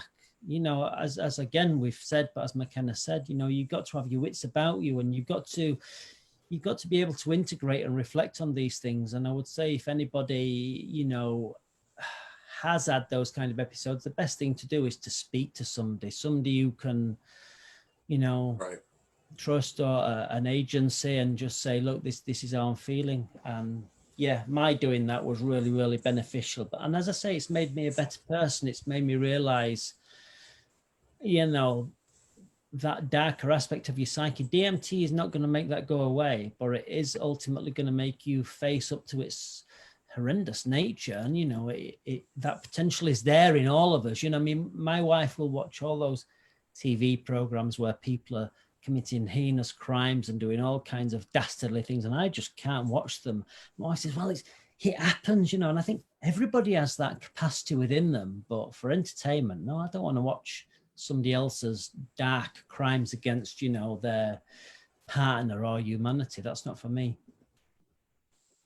Yeah, 100%. That reminds me of one of my favorite, my favorite band, Tool, has a song called Vicarious that's kind of about that concept, about how society is so trapped in a vicariously living through other people's suffering, or through other people's maliciousness. Yeah.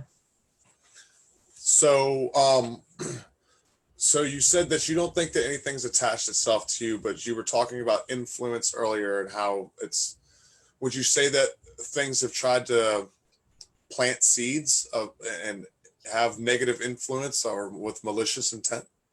So what I would like to do is just backtrack a little bit about that question of influence on me. I don't think there's been any malignant influence, but there have been, and I document this in book 2 especially, where out in the garden I've smoked DMT and I've had an incredible breakthrough experience, and then the entities hung around, and it's kind of operated in that quasi-physical manner, and it's kind of feels like it's very powerfully knitting a portion of itself into my physiology, whether it's my shoulders or my arms. And I've had it to the extent where it's felt it's like bolting some portion of itself into my physiology. So I have wondered whether there is some otherworldly connection between myself and these beings, of I don't know of what influence, I don't know of what longevity, but to experience that, it does force you to beg the question. You know, you're there, you're in the garden, and something's very powerfully knitting into you, and you're like, there, don't move. And then when it's done what it's done, it goes. And I've had that several times, so it does make you wonder. But I try and sort of I impose upon myself to take the positives from this. Obviously I'm writing books, so I've besought their help. I've asked, you know, psychically, look, I'm writing, any help gratefully received. And whether they have or they have not, I don't know, but it benefits me to assume that there's been some assistance. So yeah, just to backtrack on that, I think there has probably been, and maybe is, occult influence from the hidden realms, but I choose to sort of look at being a positive influence rather than malignant or nefarious, because I think a lot of it's down to your mind. If you take the view that it is malignant and nefarious, your mind's just gonna run with that, and you're gonna find yourself in a very dark place. So I think, again, having your wits about you, intention and will, you know, positivity. If you want to be negative, it will amplify negativity. If you want to be positive, it will powerfully amplify that, and that's where I'm at. Okay. I wanted to backtrack too, because I actually lost my train of thought. But I wanted to talk about you were talking about communicating with your wife, and I just think that's another thing that's so important, not just in psychedelic realms, but we could all stand to learn to communicate with one another and communicate our thoughts and feelings to each other better. Yeah, I mean, and also, like, if you can't confide in the person that you love the most, and your partner or your mate, about a bad trip, then who can you talk to?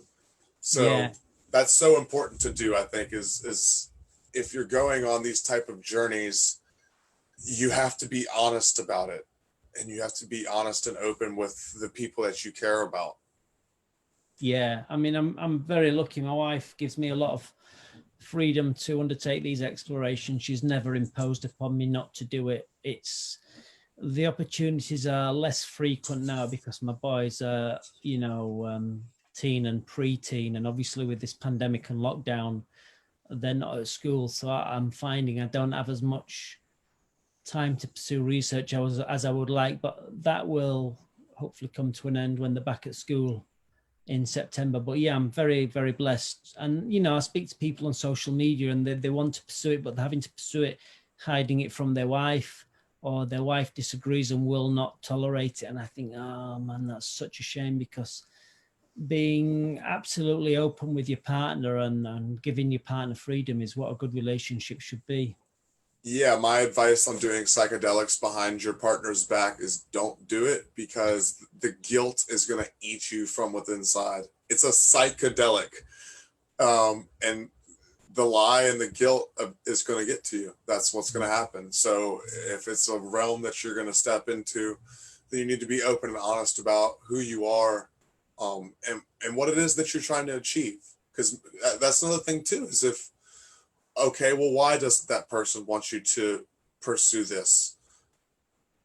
Well, now that forces you to explain why you want to pursue it. Well, why do you really want to pursue it? That now you're questioning your intention, and now you're setting better parameters for yourself and getting a better understanding, instead of just going in on a whim because Joe Rogan said it a bunch of times on this podcast. Well said. Yeah, well said. I think it's really important that partners, whether it's male or female, are receptive to their other partner. If they wish to pursue these experiences, then you know, the likelihood it's going to make them a better individual. We hope so. You know, I mean, it's not to say that it's panacea for everything. Some people become so enamored by it, it can become quite obsessive. And, you know, I think it's really important to integrate and reflect and take the pluses from this without sort of going crazy and trying to convince everybody you got to smoke DMT. That's no way to sell the experience, in my opinion. You know, caveats to that, you know, demographics, age groups, social circles. You know, I can't speak about this at work. You know, I got a professional job. I've not once raised it, and nor would I. You know, it wouldn't go down well at all. Yeah, no, it's definitely not for everybody. And in your case with, your job, yes, there are certain levels of anonymity that need to be maintained, but with the people that you're supposed to love and that you tell you love or whatever, you need to be open and honest about everything, not just your psychedelic use, or Yeah. else the guilt is going to eat you from within. You're going to resent yourself. You're going to resent them. It's not a good road to go down. No, agreed. But Eric, I think you're all caught up. I was about to let you lead the conversation again before you dropped out. Is there anything you want to ask, Dick? Well, you kind of like answered it vicariously, but that's the right word. But when you have the story of talking to the Jehovah's Witnesses. Oh, I love that. And how did you have any Orthodox religion like growing up, or have you always been into the occult since like you were younger? And when you talk to people like that, like do you feel like it strengthens those stories of like someone reaching the divine, or do you think it kind of makes them look like they don't get the bigger picture? Yeah. Okay. So to the first part of your question, I was brought up. I suppose I was brought up in Church of England state. You know, so the flavour at school was, Church of England. My mum, yeah, she was sort of Christian, not hardcore, more so in later life. So it's like Sunday school and church on a Sunday when I was really young, and I just did not like that. There was a guy stood at the front in the church in a long frock. I don't know what the hell he was talking about, but it was imposing upon my playtime, and I just did not like it. I just didn't trust it, didn't like it. It was not for me, and it didn't answer any of those deeper questions I had even at that age. Whereas my dad, who was a massive influence on me, I think he could see that religion is almost like a drug. It changes people's consciousness, and it becomes like a gang mentality. My religion's right and yours is wrong. So he's very much, just felt that wonder of the mysteriousness of the infinite universe. And I think I sort of share, he kind of shared that with me, and that influenced me greatly. Religion fascinates me. I mean, I like esoteric and occult literature, so it has to fascinate me because it sort of touches on all those religions and the golden thread that's running through them all. But it fascinates me that people sort of have these beliefs and different thoughts and adhere to them no matter what. But I find, with DMT, it's given me this perspective, there now seems to be the option. What do you want to do? Do you want to read about the spiritual, or do you want to experience it? And with DMT, whether smoked or especially with ayahuasca, there's that genuine opportunity to experience the spiritual, and that you can read 100 books on religion, the religious texts, scriptures, etc. It ain't gonna give you that religious experience, I would argue, like DMT or ayahuasca. Obviously, there are some individuals, some instances where people do have a genuine mystical experience, and I'm not poo-pooing those at all, but I'm just saying, for the layperson, for the common man or woman, this seems to be, I would argue it seems to be, it's our birthright. This DMT, it's within nature, it's hidden within nature, and by extracting it from nature and utilizing it, you can explore hidden nature within yourself and without yourself, and I think that's really where I want to sort of take my research and arguments to kind of like promote that debate. Because, churches, wonderful. The architecture is in certain churches, it's beautiful, and it can influence you in a really sort of nice, warm, fuzzy way. But, to have that experience, direct experience of the spiritual through DMT, ayahuasca, that's another level altogether.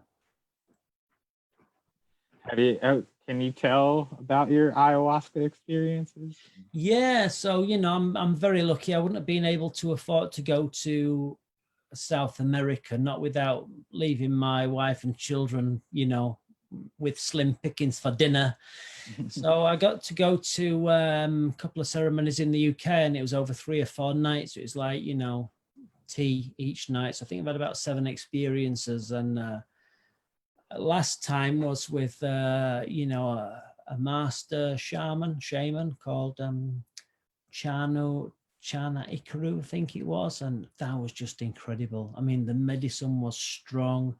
Him and his wife, they're singing the Icaros songs, just so incredible. But it was as a revelation for me, because I'd had some really powerful experiences with ayahuasca, but that one, it really, and it's great, I've wrote about it hopefully in being DMT and My Occult Mind 3, but it was intense. I didn't know ayahuasca could put it on me like that. I'd had some real good journeys and strong journeys, but this was intense. It was so intense that every so often this kind of like oriental looking guy would pop up and just sort of psychically ask me, "Are you okay?"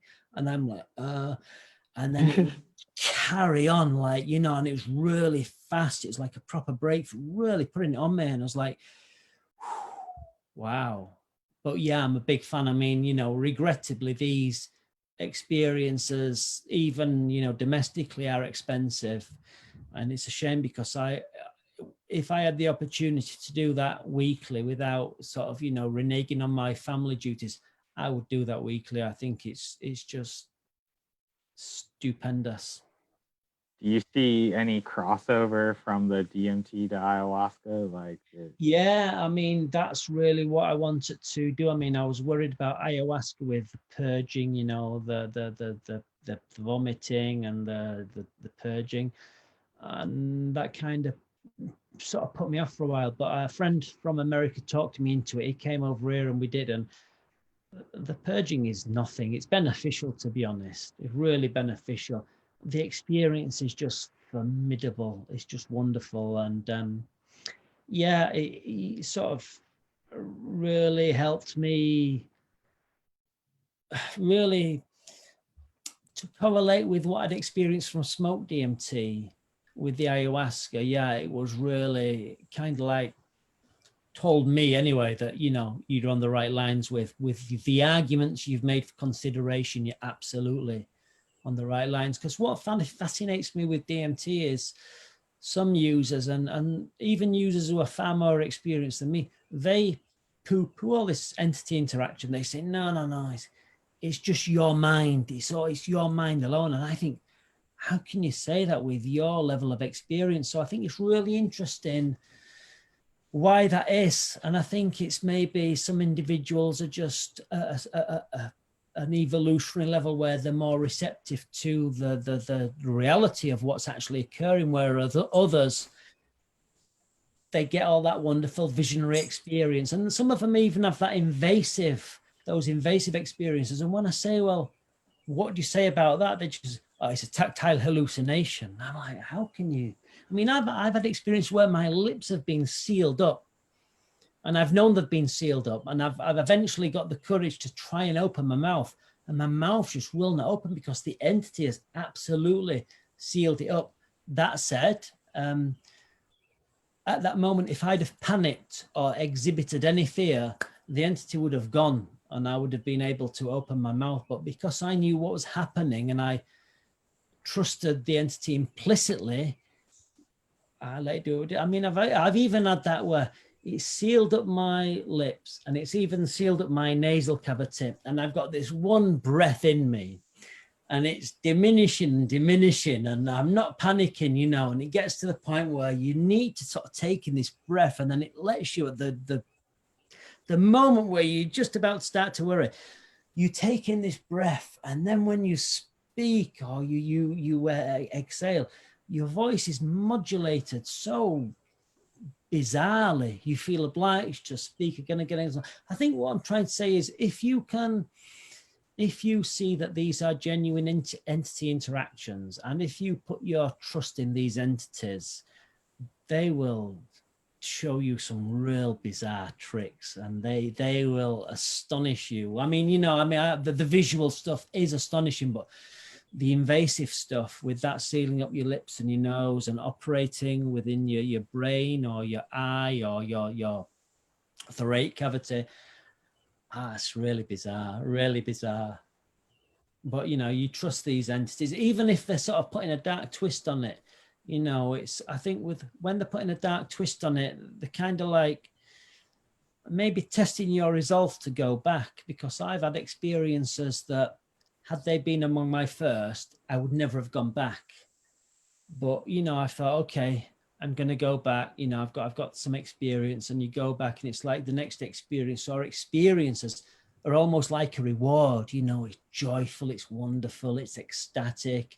It's like, you know, maybe the entity saying, or they're saying, wow, he came back after we put that experience on him, you know, fair play to the guy. I don't know, maybe. Almost like testing your courage, kind of. Yeah, I think so. You know, and look, I'm not here pretending that I'm some super duper DMT warrior hero. I'm not. I've been a coward many, many times.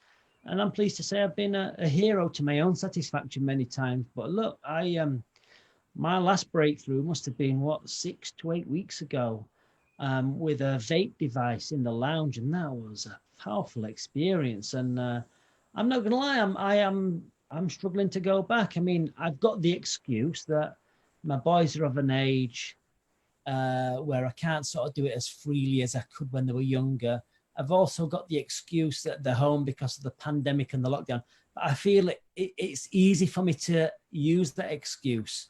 You know, if somebody's listening, what's stopping going down the fields? Well, it's me. I'm stopping myself going down the fields because, you know, I am scared. And that same energy I put into DMT research, I'm now putting into marketing my books. And I'm not marketing myself as such. I'm marketing the DMT experience, the arguments about DMT entities, because it's not about one individual and it's not about a personality. It's about DMT and it's about DMT entities. So I'm putting that energy into marketing my books on social media, but I think it's going to come to the point, and I can feel it building within me. I'm going to think, you know what? You're at the point now, Dick, where you either dine out on those 2 books for as long as anybody wants to interview you and take an interest, or you think, you know what? Let's find that hero within yourself again, and let's get the DMT out, and let's really try and like leave no stone unturned. Because what happened with me is I wasn't on social media. I was just doing that 3 years of research. And then I got on social media, and there's like people like smoking 100 milligram. I'm like, what the fuck? So yeah, I want to be able to push myself a little bit further and see whether, you know, with 100+ dose, whether there's any qualitative difference to the esoteric mechanics, which I'm arguing for. I don't think there will be, but you never know. Yeah, a lot of your doses were around 30 milligrams, right? Yeah. Did you have any higher 60, 80 ones? Or? I think highest I've gone was 83. And, you know, yeah, I've been plus 50 and 83, but regardless of that, it's like I said earlier, I don't know if you had dropped off then, but I think when you're smoking it regularly and frequently, I've had occasions where I've come home and I'm preparing, and I know that I can sense the entities waiting for me. So I think the frequency with which you do it is potentially a factor. But no, I wasn't trying to measure myself against anybody else. And I think, you know, if anybody's saying, oh, you know, it's all about bigger doses, well, I wasn't trying to sort of argue about bigger doses. I was trying to understand the esoteric mechanics of what was occurring. And I think in that respect, I've produced some pretty original insight into the experiences. But yeah, you know, I'm a guy. I feel that sort of competitive edge. I don't want to say I'm being, you know, machistic about it, but I would like to go further and go deeper. And then I can say, you know, anybody says, oh, you only this, to say, no, check out book 3. I, you know, left no stone unturned, albeit to my own standard. You know, I'm not in competition with anybody but myself. Dick, I wanted to bring something up to you just to see if I could motivate you a little bit to write your third book. Because you were talking about excuses. I saw something the other day. I don't know who the author is, but it said, the walls of your comfort zone are beautifully decorated with all your favorite excuses. And that's really stuck with me. And I've been trying to keep that in mind when I like that. Excusing myself from writing comedy or whatever it is that I should be working on. Another great quote about excuses that I just read earlier from this guy named Dick Kahn. I was home alone with 29 milligrams of fresh DMT in a pipe and no valid excuse not to further my research. That's typical situation where the boys are at school, the wife's out, I'm on a day off, and it's a weekday, and I think you either do it or you don't do it. And if you don't do it, you ain't got nothing to write about and nothing to talk about. So right. Do it. and with all that being said, it's really easy for me to say those things because all I have is a dog and no job. So my list of responsibilities is very short as compared to you. You're a father, a husband, you have a career. So you have a certain level of responsibilities that you have to uphold, that you can't just, you know, lay around and smoke DMT all day. No, I'd like to say I wish, but even if I had that capacity, I'd probably be like, I'd still be, you know, I'd still have that touch of terror about it. You know, it's, I find being busy in my life is good, but it kind of like forces me to find those opportunities. But as I say, I've already said, you know, I'm also looking at excuses, you know, and I will have to kick those walls down eventually. Yeah. If you want to write the book, then and you'll find the time. It'll come. And hey, you got plenty of time to write the book. You got 2 other books out. You're just because your doses are fewer and further between doesn't mean you can't document them and order them in a way to put them in a book. Yeah, and more importantly, try and bring some valid analysis to the experience. That's what I really want to do. I mean, this is always going to be an immeasurable, but I think, you know, I think there's genuinely a science here, whether it's an occult science or a science of the hidden. I think there are mechanics here at play which can be, you know, agreed upon by those with experience and say, yeah, I think there's some validity there. I think the argument's cogent. You're never going to be able to measure it or prove it, but there could be some consensus opinion as to what these experiences actually are. That's where I'm sort of headed. And that's one thing I really liked about how you wrote the book is you come at it at you're very impartial and you don't have any pretensions. You're not trying to push a narrative with your, you know, you don't have some hippy dippy bullshit narrative like someone like me, for instance, and you're trying to use these experiences to push that narrative. You're just documenting them as a independent third party news source. Essentially, you're not Fox or CNN. You're just somewhere in the middle. That's it. It's for consideration, and if anybody wants to scoff at it or like deride it, I'm not going to get upset. I know what I've experienced. I know what I've seen. I have my opinions. I started off with no fixed ideas as to what was occurring. I was open-minded. I had good intentions, and I've had, quite a few experiences. And, I know what I've seen. I believe I have a good understanding as to what's occurring to some extent, and it's for consideration. I'm not being dogmatic about it. Yeah, you're not. That's the perfect way to word it. It's for consideration. You're not being dogmatic. And I think that's important for anyone that wants to read the book. Is Dick's not trying to push a narrative on you. He's not trying to tell you to do this. It's just documented. It's there for your consideration. Think of it what you will. Interpret it how you will. Both of you guys, I'm sure, are familiar with the vibratory nature of the universe. We've talked about vibrations a lot in this podcast. A couple of minutes ago, Eric asked you a question about religion, and you were talking about your father and churches and things like that. And you were talking about the architecture of church and different sacred places. A lot of churches are built with a certain architecture so that they resonate a certain frequency, like an amphitheater, like something like that. But they're typically built so that they resonate a certain frequency. Because of that, I wonder what it would be like to puff on a DMT vape pen on the pew of a church, a sacred site like that. Wouldn't that be a real exciting, I don't want to say reuse because churches still use, but wouldn't that be really something if the church could have its regular service, but then could occasionally give up its building to some ayahuasca aficionados, and that would be really tremendous, wouldn't it? Get the pews out, get some mattresses or some comfy stuff in there. And, that would be awesome. Especially, some of the churches with the sacred geometry, it really does kind of like give you that that frisson, that rush in your soul. And now that we say it out loud, you got me thinking.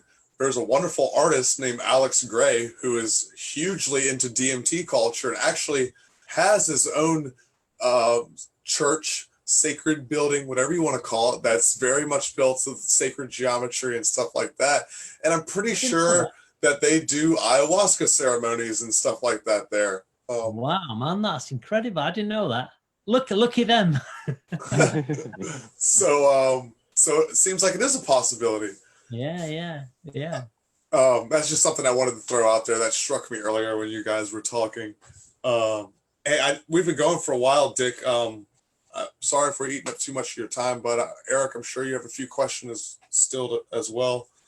Let me spit out one of my questions. What was your favorite trip that you've had, Dick? The most profound that I think you described in your book was rocket science. That one seemed to strike you a lot.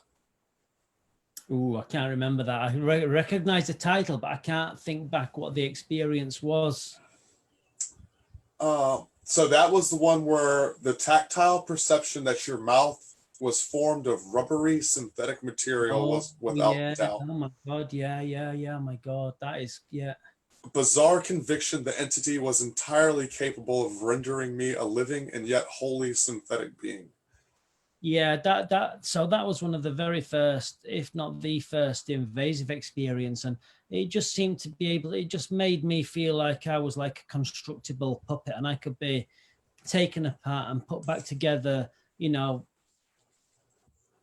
blood issues. It was just like I felt like constructible and synthetic, and how the entity could do that, I have got no idea, but my collarbones were rattling around.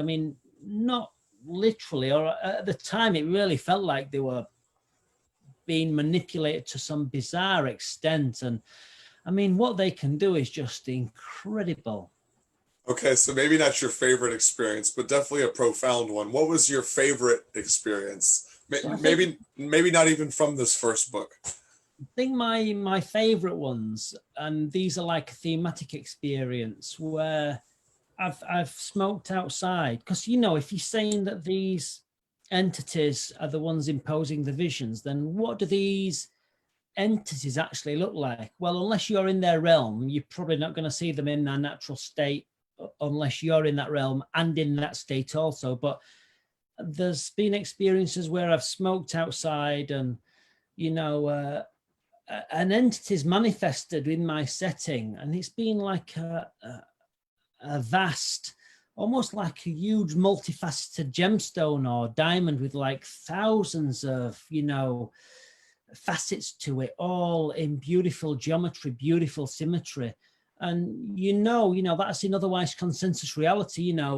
The house is there, the apple tree's there, the shed's there, the fence is behind me. My mind has filled the local sky, and now something has manifested just right above me, and it's vast, and it looks absolutely beautiful. It's another life form. It's an occult life form. These are the things that will manifest and impose visions upon you or operate invasively within you, whether they're, I don't know, sealing up your lips or realigning your neural networks. So those, to me, represent a triumph of my research, because, once you've seen those things, those life forms, it's like, wow. It doesn't. I'm not bothered if anybody comes to me and says, "I don't believe you," or "I think you're seeing things that are not really there. They're in your mind." I don't give a monkeys. I've seen those things, and they are just wow. Just certainly confirms that we are not alone. But not only that, possibly, likely not the crown of creation. There are other life forms out there, and that may not be their natural configuration, but to see them configured in that beautiful way as vast, almost like multifaceted gemstones, transparent and see-through, but so obviously visible because of its uncommonly dense psycho-spiritual, constitution. Wow, that's just mind-blowing. It's mesmerizing, huh? Yeah, mesmerizing. Yes, absolutely. All right, Eric, you want to go ahead and ask him a question, bud? I want to bring up a little relay a story that McKenna said about he like looking at these beings and their extremely complex, beautiful forms. He once asked, show me your real self, show me your real form. And it got so unbelievably weird for him that he was like, all right, never mind, take it back. Yeah, I know that quote. Yeah, I know that quote, and I think the experience I was just relating there to Scott. I'm kind of saying that that's what's behind the veil. I know where McKenna's coming from. It can be frightening at times, but I was led there very slowly and very subtly. The experience has changed over time. The invasive experiences came after time, and after the invasive experience, then they just said, let's just manifest and show the guy what we like. And as I've said, I don't think a lot of people sort of get that kind of argument that I'm making for consideration, but to see those life forms configured in such beautiful sacred geometry and of such a size, and you can feel it, you're not just seeing it, but you're feeling its power.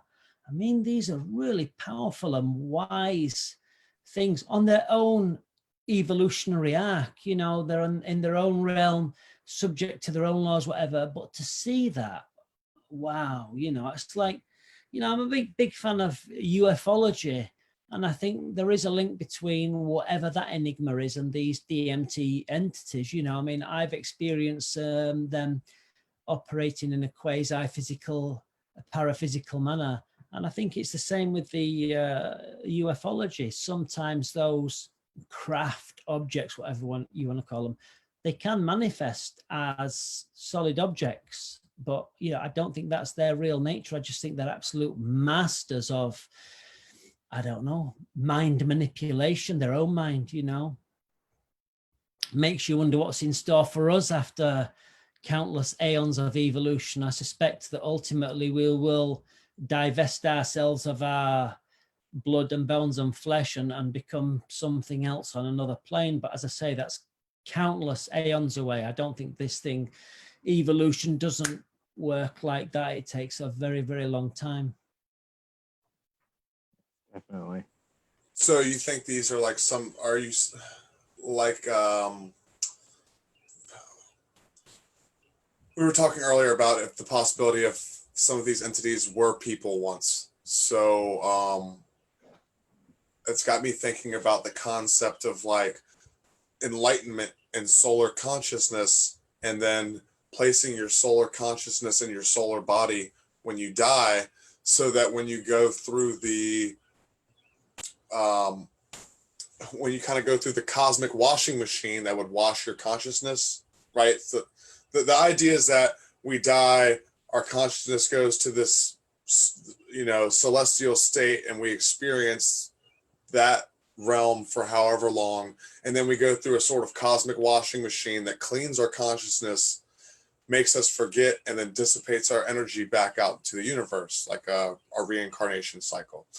So the idea of solar consciousness is that you reach enlightenment or solar consciousness and put that into your celestial body, and then when you go through the cosmic washing machine, you retain memory of yourself. It's an idea in like Gnostic belief and like ceremonial magic. So do you think that some of these beings could be ascended masters? Yeah, absolutely. I buy into that. I think some of them have been on the terrestrial realm, and I think earlier we were talking, Scott, about like the chicken and egg, and I think with these entities, I think there's some kind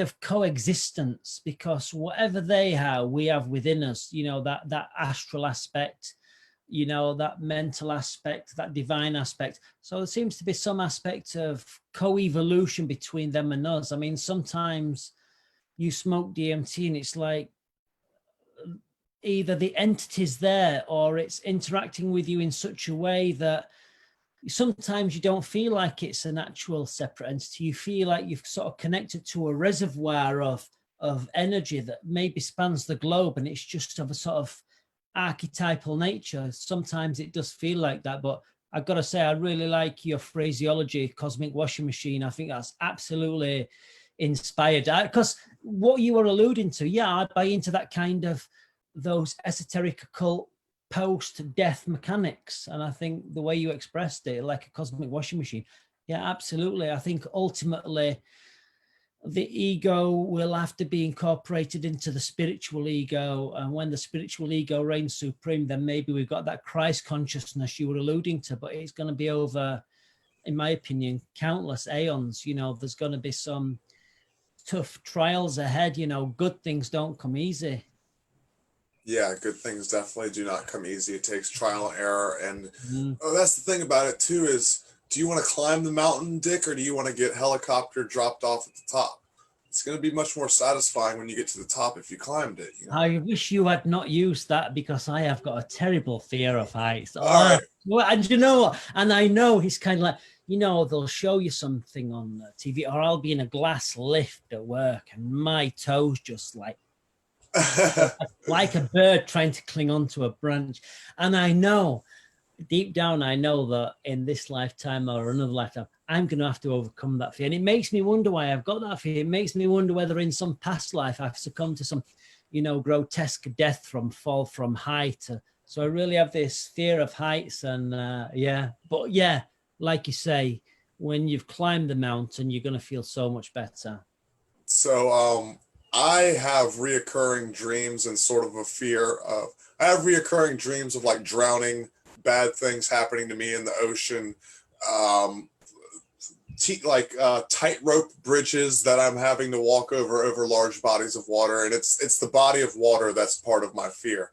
It's some sort of it's a fish, you know what I mean? It's something to do with water, and I actually, and in reality, I'm not a big fan of the ocean and stuff like that.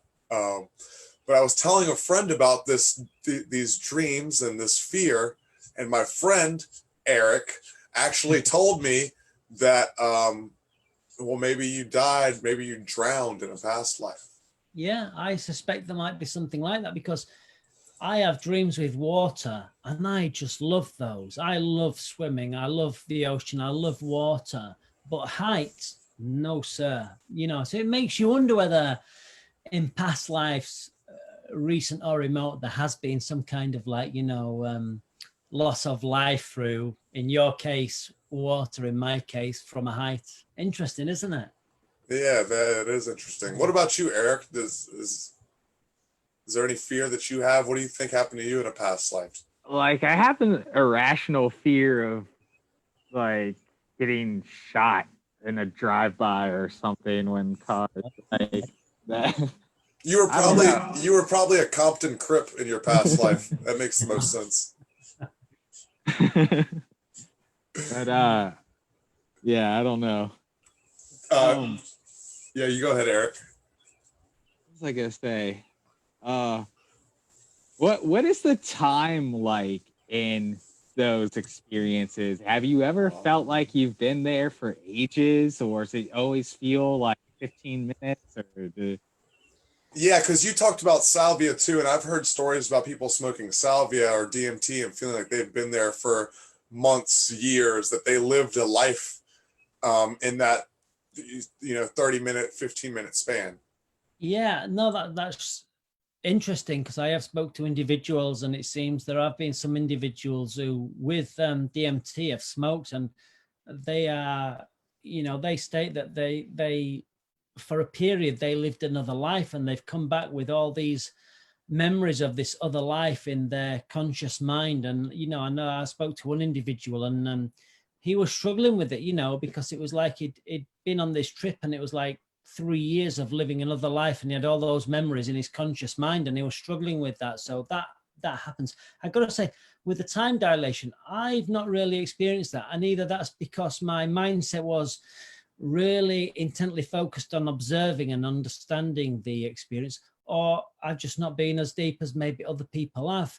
On magic mushrooms, yeah, for sure, I've experienced that time dilation profoundly, but less so on DMT. So yeah, maybe that's to be experienced in future research, but not so much. No, I'm not at the time dilation so much. So maybe that has something to, you remember earlier you were talking about different archetypes affecting different people, different people having different experiences. Maybe that has something to do with it too. Where certain soul types, soul groups or whatever. Yeah, no, it's a good way of explaining it. It could well be. I mean, I have wondered whether, I've made no bones about it with these entities that I'm writing a book. And as I said earlier, I'm sort of beseeching their assistance with that. So I have wondered whether, some of the entities have known that I'm writing a book and have said, right, okay, let's give him this experience, or let's give him this, or let's give him that. I mean, maybe not with each and every experience, but I do consider sometimes I've been indulged. And to qualify that, when I was sort of coming to the end of my 3 years and I thought, right, okay, I'm going to stop researching now. My last few experiences were in the landing, just through the door there. It's a small area at the top of the stairs. And I was smoking DMT. And as I said, the real magic is within those first few seconds when the entity manifests and imposes its power upon the user. And the experiences were like really slowed down. So those first few seconds were stretched out over like 2 or 3 minutes. And the entity was kind of like, I don't know, I could feel how its energy was interacting with my mind stuff. And it was like weaving into it longitudinally or perpendicularly, but it was really slowed down. And I really felt like, the entity was knowingly indulging me in my sort of research inquiry. It's really interesting. It's seemed to be no other reason for it to do that. Do you ever consider like the connection between you two almost like a sexual connection of sorts? Between myself and the entity? Yeah. Well, because I had a LSD trip one time where it felt like this thing went through me.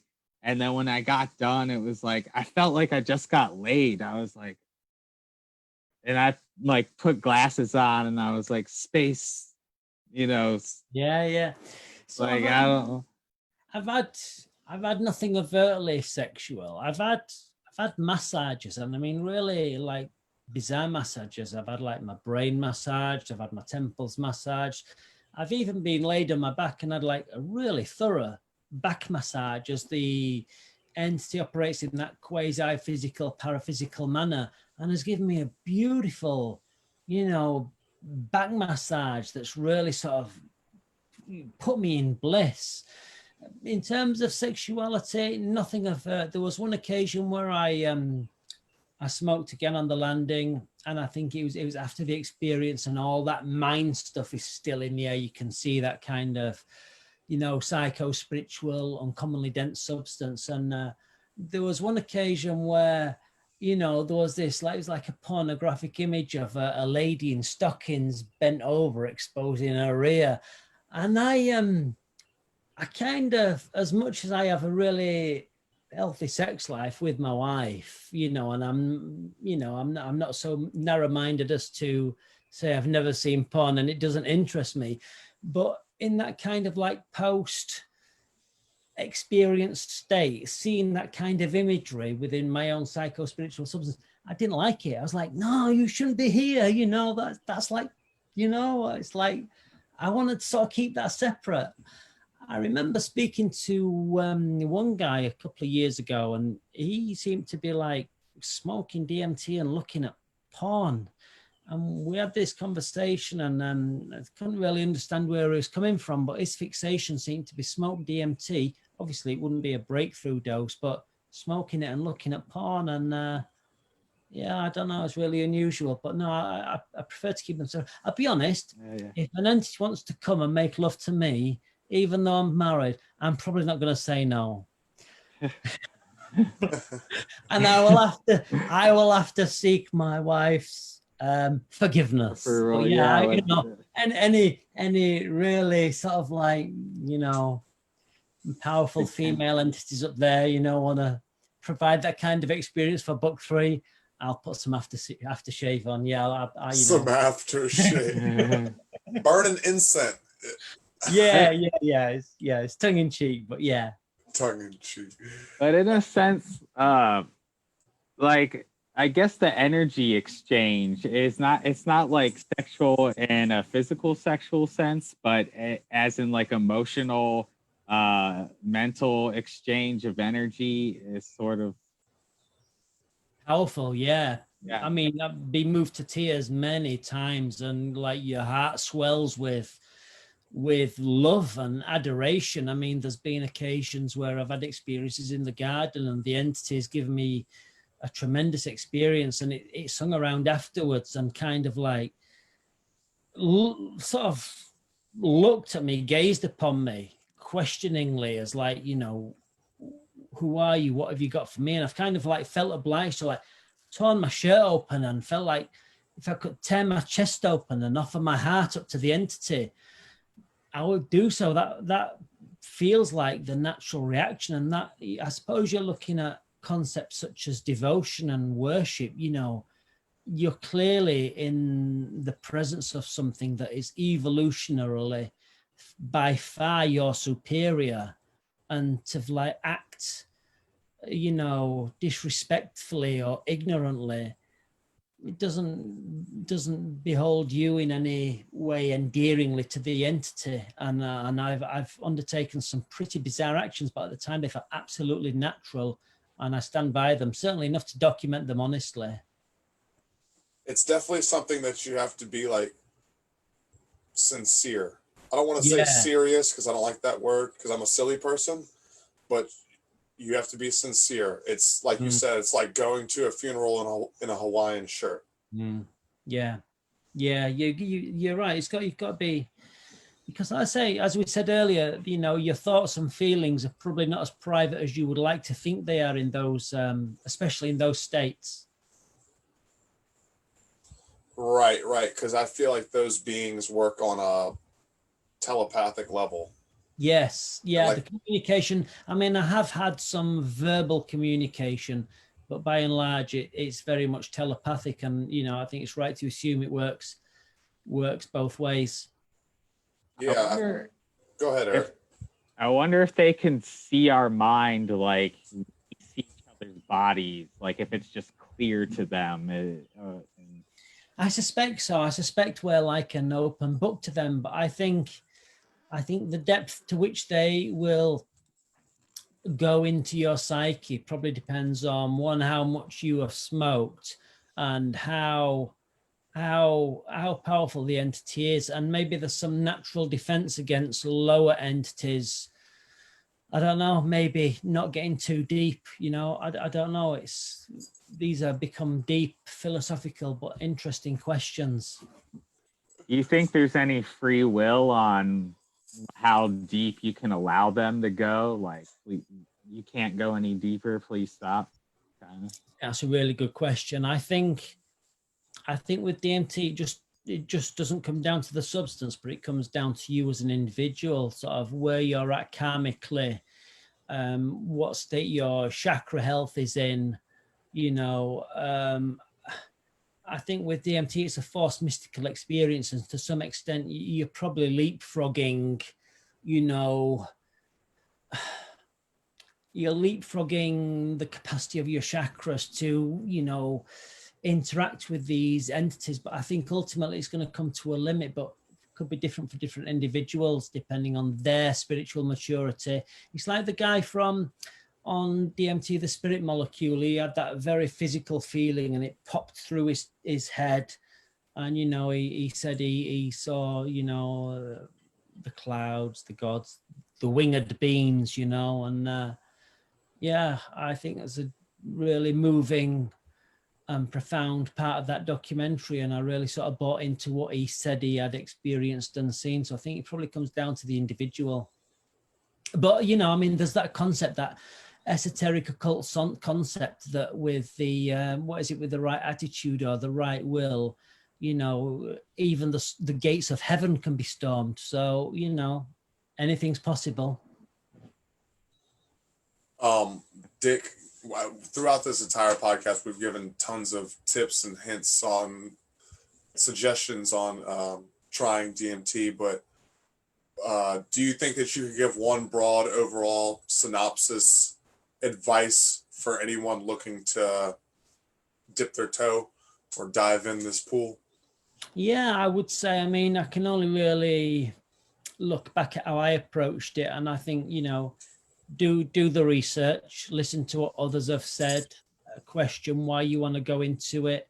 If you feel it's calling you, heed that call. I'm a big proponent of extracting your own DMT rather than purchasing it. I've never purchased it. I know it's difficult for some people who really want to try it, but it seems all the materials and the extraction techniques are readily available online. Obviously, follow the proper safety precautions if you're using any aggressive or flammable chemicals, and do that research, and then be curious. Decide whether you want to jump in at the deep end or whether you want to sort of wade in gradually. You know yourself better than I do. Setting is paramount. Maybe have a trip sitter with you, but by and large, I've researched alone, so it's not. I would argue it's not essential. And make sure that you, if you're committed to it, commit to it. Go in with curiosity, courage, and respectful sincerity. When you've smoked it, lay back. Remember to breathe, observe.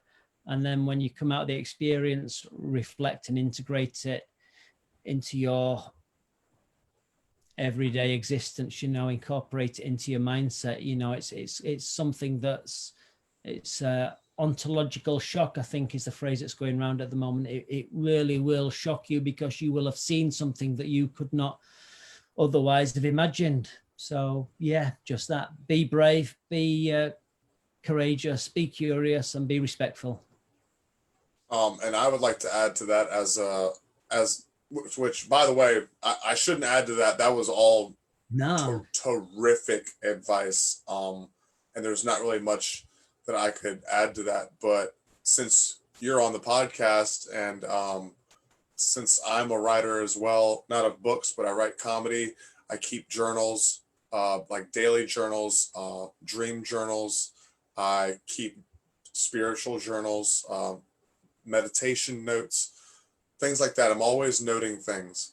I also would suggest that it might be beneficial to document your experiences as well. Maybe title your notebook like simulated DMT experiences, or like what I imagine smoking DMT is like, frame it as a fairy tale. But that would probably be beneficial to document your experiences. That way you can reflect back on them, look at the crossovers, and interpret them like you would dreams. Yeah, I think that's really good advice. I really found it helpful writing my experiences down. I think it's hugely helpful. I imagine it is helpful for you. I bought the book. You seem to be doing well for yourself. You got a nice fancy hat. I don't have a hat like that. Oh man, I you know what?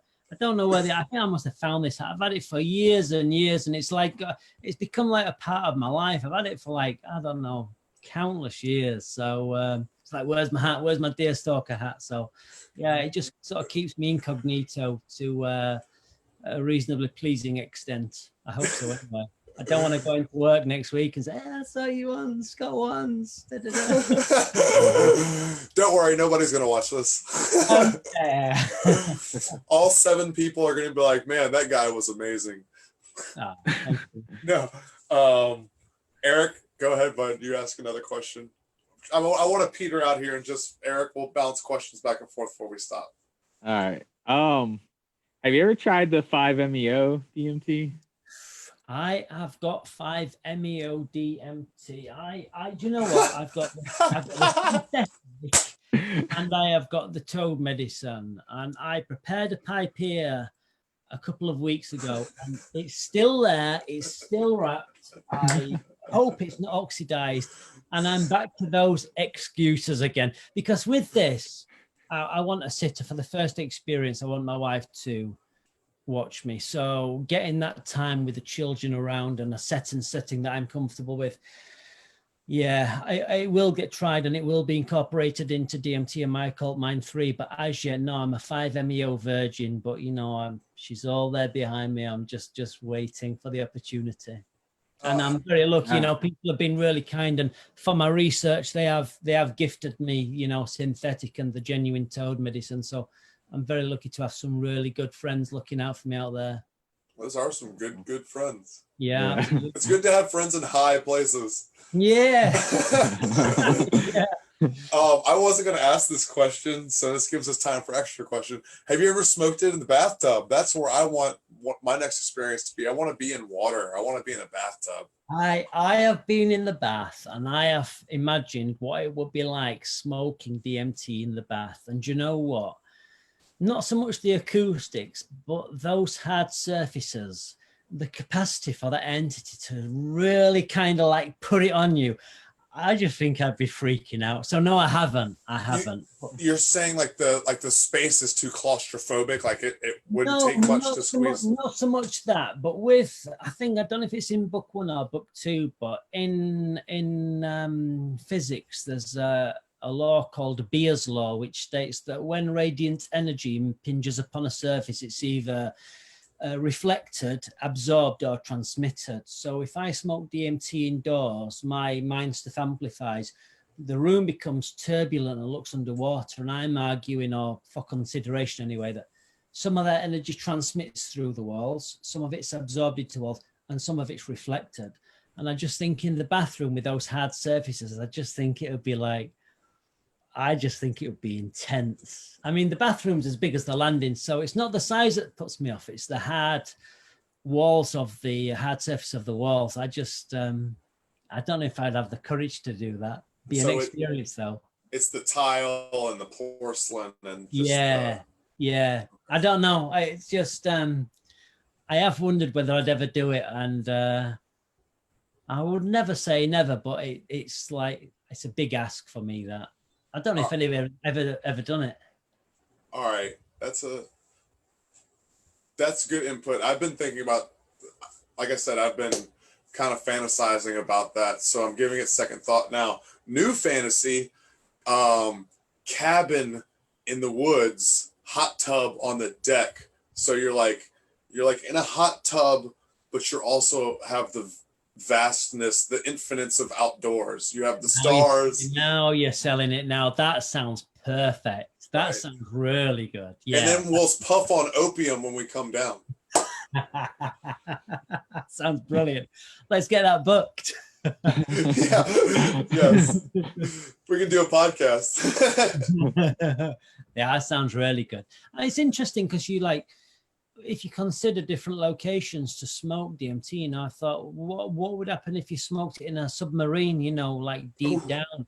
What would happen if you smoked it in a pothole or a caving system or on the International Space Station, you know, all these locations? And I don't know.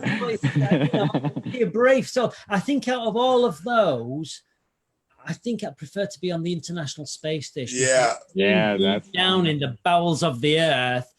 And then like you're there with your pipe and your lighter or your vape device, like, here we go. I don't know what would happen. Well, earlier we were talking, when I brought up churches, another place I was thinking about is just sacred sites in general. A lot of sacred sites are built on ley lines, which is a metaphysical thing, whether it's real or not. Or they're built on like geologic anomalies, like places where you would go with a compass and it would just spin like the Bermuda Triangle. Yeah. Or another thing that's usually a spiritual place in cultures is caves, like deep in a cave. Yeah. And there's this thing with, what is it, acoustic archaeology, or I probably mispronounced that, but I think some of these old cave designs were maybe purposefully designed for people to have these kind of mind manifesting experiences. And maybe there are benefits to being in a subterranean chamber with those hard wall surfaces. Who knows? Could be. Yeah, there's a lot of strange like subterranean depictions and mysticism and UFOlogy and things like that. Native American culture. There seems to be some weird correlation between like caves and crystals and spirituality. Mm-hmm. Yeah. But again, you know, being down in a cave system or a pothole, I think I would struggle to commit to a DMT experience deep down there. Right. It'd have to be you'd have to get down in the cave and then be some big open area, like, and then maybe like just tons of quartz all around you, just to amplify. Right, something, yes. Eric, you go ahead, brother. There's a guy, Geo or something like that. He did it in a pyramid, like laying in the tomb, like sarcophagus thing, and it talked about going through 13-dimensional space, and Isis came to him and gave him energetic powers. And I don't know, a pyramid would be a rad place to do it. That would be something. That'd be amazing. There's a reference to, I think the last person to spend a night alone in the Giza pyramid was a gentleman called Paul Brunton. I think it was in the 1920s when permission was easier to obtain, and he spent a night alone in the King's Chamber. Obviously, you know, he got no mind manifesting substances with him, but he had this really, sounds like a DMT experience where, you know, he felt tremendous fear, and then this white robed entity or being came to him, and you know, I mean, that was without any psychedelic substances, but for sure that seems to be we talked about ley lines. It seems to be a very highly energized construction, whatever it was used for. You know, it does seem to I can imagine it really would promote that kind of experience without any psychedelics. So in this, I mentioned this earlier, Bob Frizzell and that book, Nothing in This Book is True, but it's exactly how things are. And he talks about the Great Pyramids being like an initiation chamber for young godlings to reach Christ consciousness, right? Mm-hmm. And in one of the sections of the Great Pyramid, one of these chambers is a fourth dimensional space where your thoughts manifest to reality, your thoughts and your emotions. So when you describe this person, you know, having this, what sounds like a DMT experience when they have no conscious altering substances, that almost kind of solidifies that theory that there's a fourth dimensional space in there. Another theory of the Great Pyramids, and I think Graham Hancock talks about this. There's a video on YouTube called, it's about Nikola Tesla and the pyramids. It's on a channel called After School. But what it talks about is kind of the same concept as the churches we were talking about earlier. The pyramids aren't four-sided, first of all. It's got indents on each of the four sides, so it's actually eight-sided. And the theory is that the Great Pyramid is built in this certain acoustic way to recreate the life, like the death cycle, the life, birth, the rebirth and death cycle.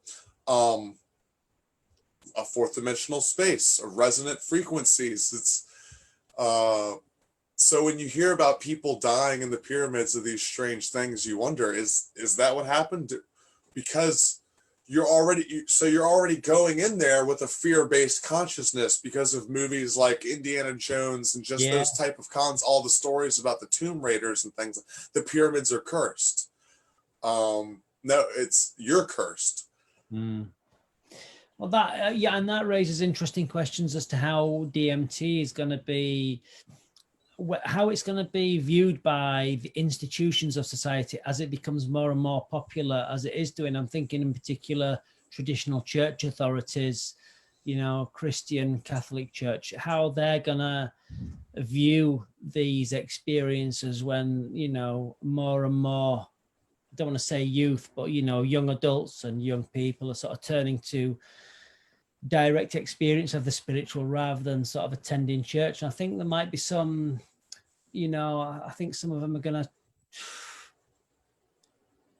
have a different mindset to those of us who are using it. I think they're probably going to lean on the authorities, that the governments, to try and regulate it. Obviously, what's happening in America with some cities or states is really encouraging, you know, with obviously cannabis, marijuana, but more so psilocybin and DMT. You know, some states, cities, counties, whatever, seem really woke to that fact. But in the UK, it doesn't even seem to be an argument or a discussion at the moment. Obviously, with this pandemic, I can understand why, but I think it does now need to form part of the narrative, you know, coming out of this pandemic. And I think it's despicable that the only genuinely the legal drugs are still alcohol and tobacco. That just is ridiculous to me. Well, and a lot of the trials here too, they've proven with substances like psilocybin that they're beneficial for people with anxiety and depression. So how great do you think that could be for just entire populations of countries coming out of quarantine, lockdown, no job, just all the stresses that are coming with this situation? How beneficial could psychedelic experiences be for the world right now? Absolutely agreed. There's programs on TV that are talking about mental health, but regrettably there's no mention of psychedelics, and I just think it's disconcerting that, you know, in some countries that argument is divorced from the narrative. I think it needs to be part of the narrative. Yeah, 100%. I believe that psilocybin, LSD, DMT, MDMA, they can all have medicinal value and spiritual value. I mean, like Native Americans in peyote, same thing applies to peyote. I believe that they all have, at the same time, they can all be abused and or used with ill intent. True. So at the same time, so it's hard to be like, you shouldn't be able to go get it at 7-Eleven, but there should be a certain level of trust me with my own consciousness. But yeah, I guess it would have to be regulated in a certain way through therapy, psychedelic therapists, essentially. Or under license, maybe apply, have a check with your GP, you know, the doctor, physical, mental check. And, you can see that there's an industry there, and you can see that, it can be regulated, could be taxed. Obviously, it needs to come out with a massive health education campaign as well. And it's, it's not going to happen overnight. It's going to be slowly over generations. But just feel like I can see the change. I can see that there are accounts, social media accounts, really sort of pushing that narrative. And I think it's got to come. It's just a question of how long governments can ignore having that debate in a grown-up manner like they should be, but regrettably don't. Right. And I think another thing you could do with that too is, everything they're doing right now is very clinical and very, seems to be a therapist and a patient. So as this grows, I've definitely see it blossoming into like a psychedelic retreat. Yeah. I mean, not that we don't already have those with music festivals. It's just unsanctioned psychedelic retreat. But if you could literally have, how they have like the classy rehab centers for, heroin, crack addicts. I overcame cocaine addiction through the use of psychedelics. So I definitely see its benefits. But what I was getting at is if they are ultimately going to be used for medicine for people's mental health, then what you do is you create these, retreats. You create a retreat. You create an amusement park, essentially, for psychedelic therapy, for people to have psychedelic therapy. Yeah, I can see it happening, and you can already see, it's spawning new genres in art. You've got Alex Gray, Samuel Ferrand, Insidigris. In music, obviously, from my perspective, and other writers,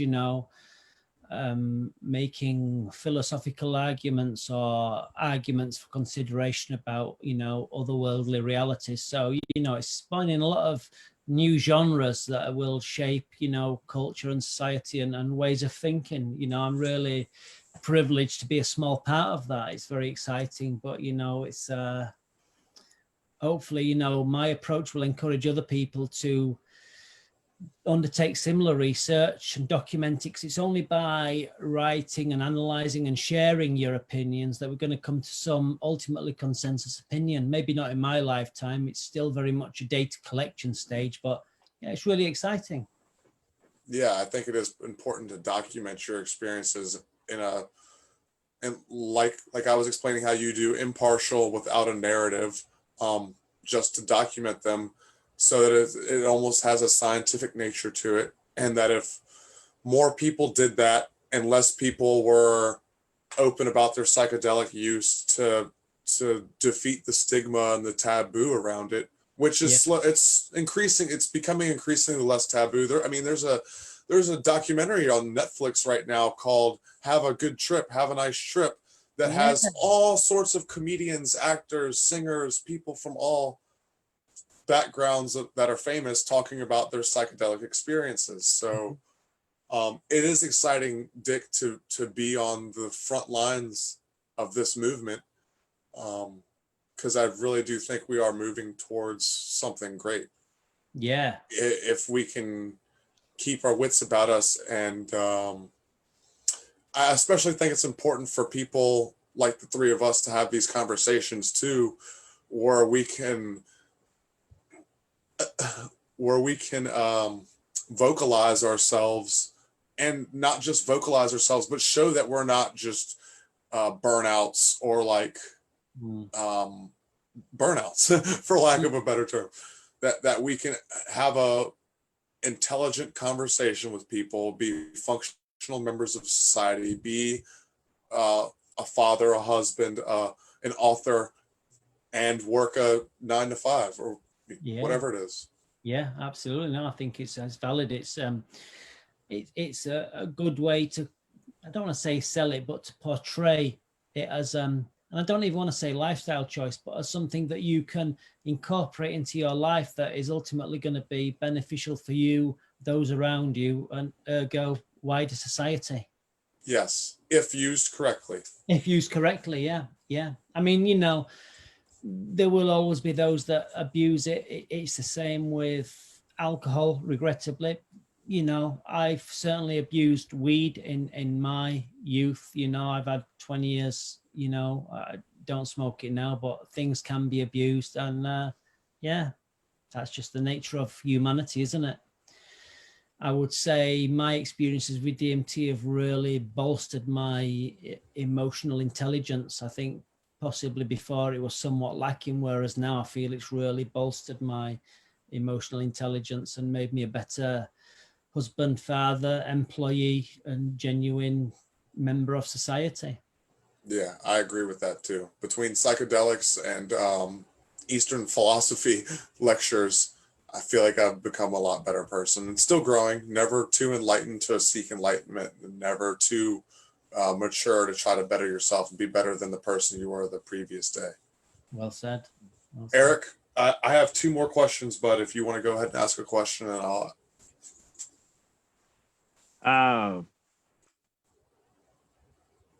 I just want to state that, like, if it's great that everything like psychedelics help with depression and people who are like cancer patients who are dying and stuff. But I really hope that in the future that it's not just given to sick people, that it's given to healthy people to further their spiritual knowledge or growth or just to see a bigger picture in life. I don't want to see it just become as like something you give to terminally ill people.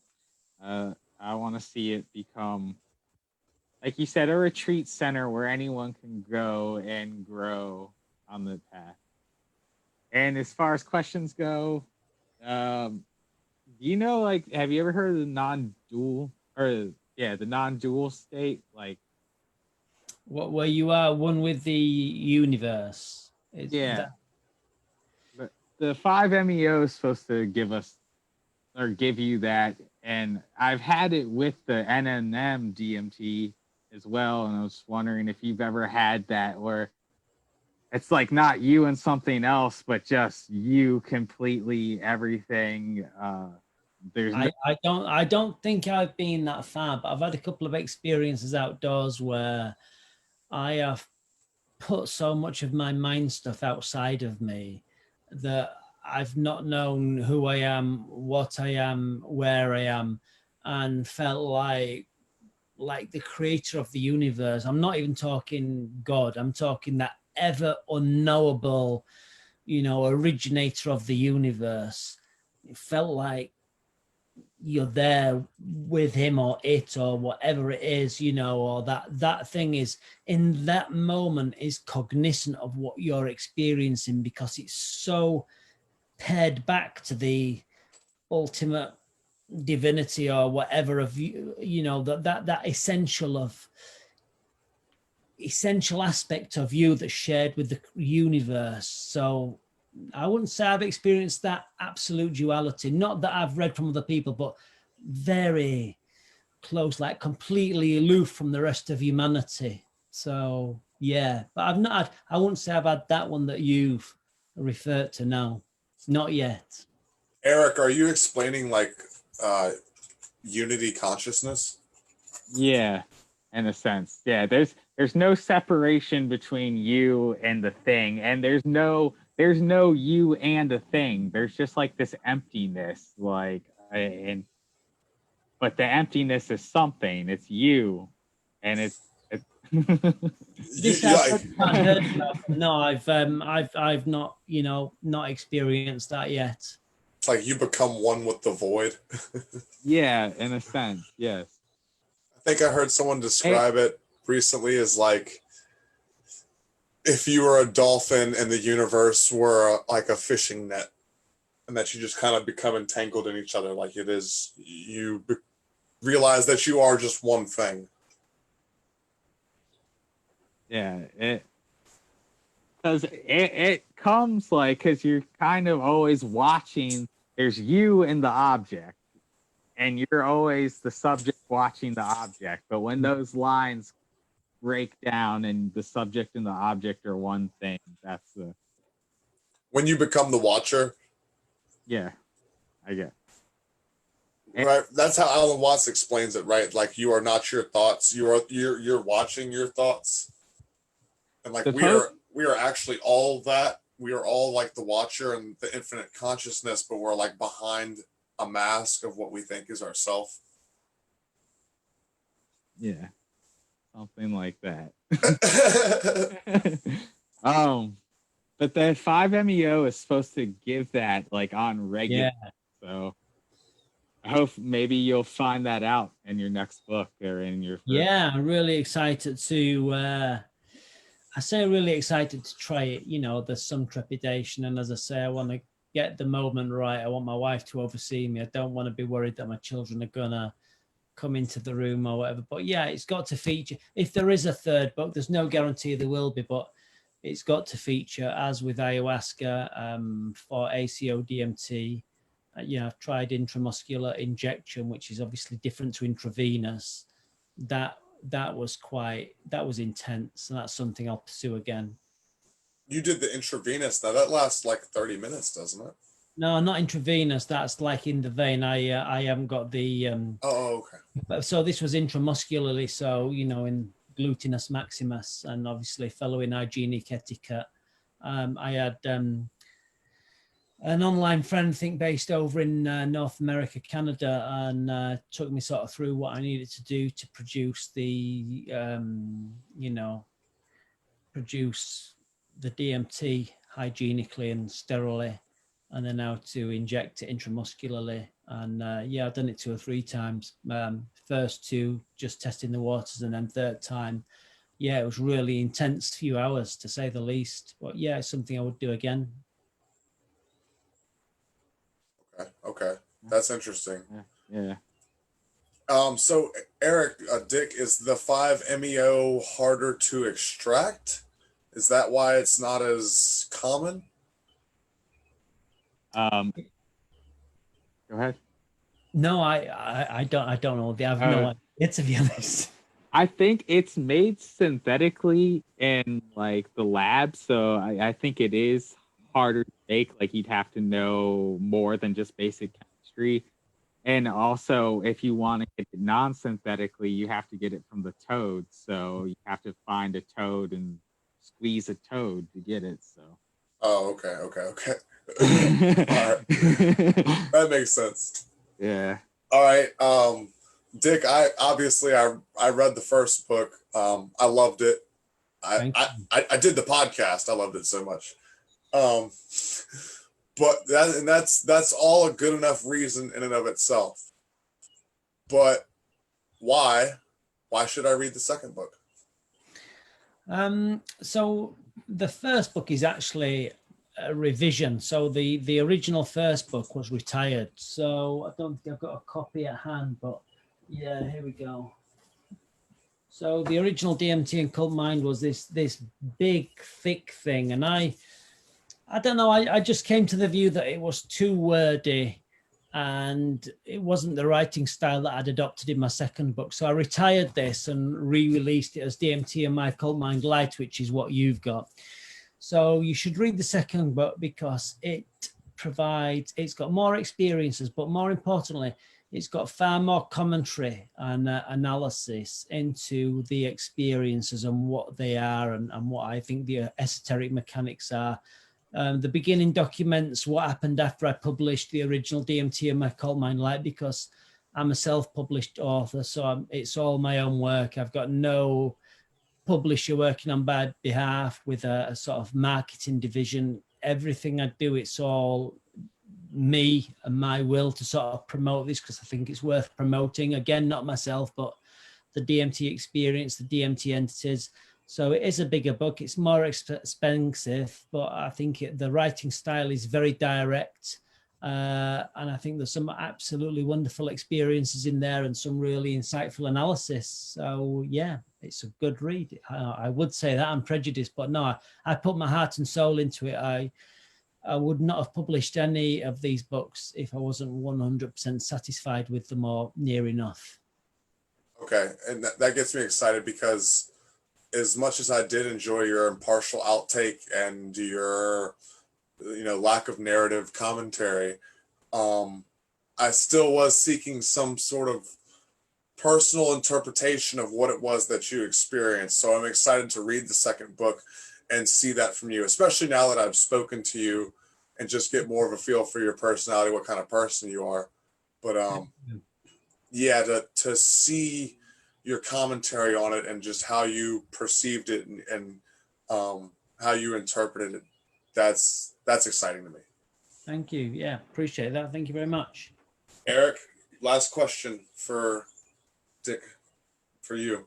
I just had is there anything else you wanted to say that you didn't get to say that you want to leave us with? Or ooh, that is another good question. I'm not sure. I gotta say, it's probably the longest interview I've ever done, and I don't think I've ever covered so much ground in an interview. So now asking me, is there anything I didn't say that I wanted to say? I would say, look, if anybody has purchased the books and enjoyed them, please leave a positive review, because I'm a self-published author. As I say, I've got nobody working for me. It's I'm not doing this for financial gain. I'm writing in a very rarefied genre. It's never going to make me rich or wealthy, and I'm not pursuing that. But if anybody does choose to look at the books and enjoys them, a positive review would be, or an honest positive review would be very welcome indeed. That's what I would like to say. And also thank you to anybody who has or intends to purchase the books.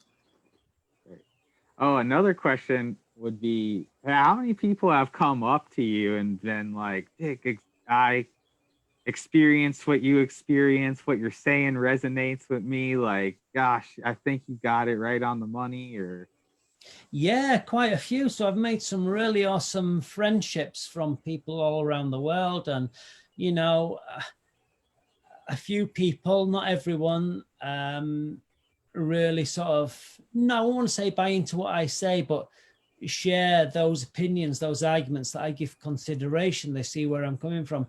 Other people have explained experiences and asked me to interpret them, and I've kind of given an outline interpretation based on my opinions, and it's blown them away, because if what I'm arguing is valid, then I should be able to offer some outline indication as to what's happened in each and every experience. And so far so good. Some people like blown away and said, I never thought of it that way. But yeah, it's common that people smoke DMT and they see the clowns or the goblins or the elves and think that's the entity. Well, I'm arguing no, it's not. I'm arguing they are constructs of the mind that's interacting with you. The entity is a mind. It's a life form of hidden, aka occult nature, and it's imposing its own imaginative fancies upon your heightened perceptions, whether it's human-like entities or aliens or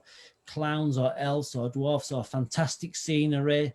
It's also able to operate quasi-physically, paraphysically, inducing the illusion of movement or transport through a realm. But ultimately, no, these are wonderful tricks, illusory tricks by very powerful entities of occult, that is hidden nature.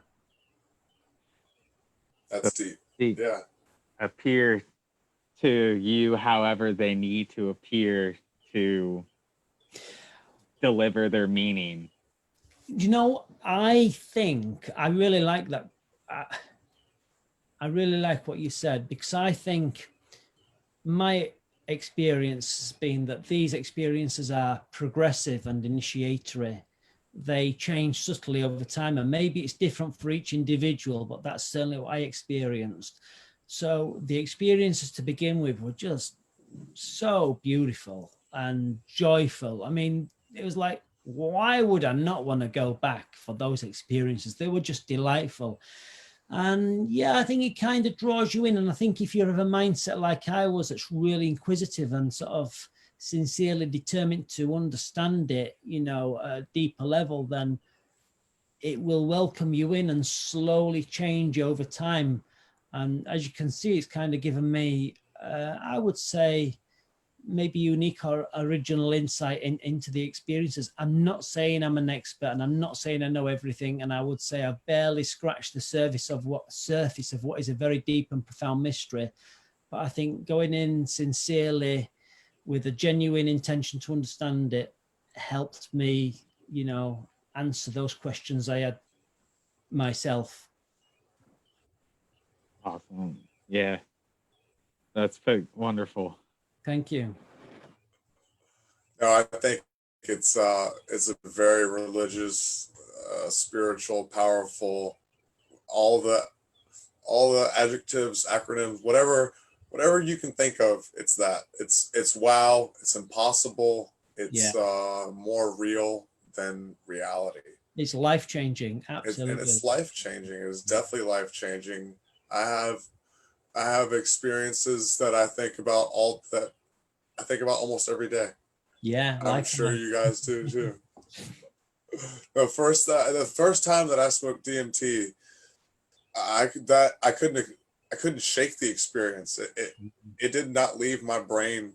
I mean, I would think about it every day for a good 2-3 years after that. Mm. And it will wake you up to being a better person.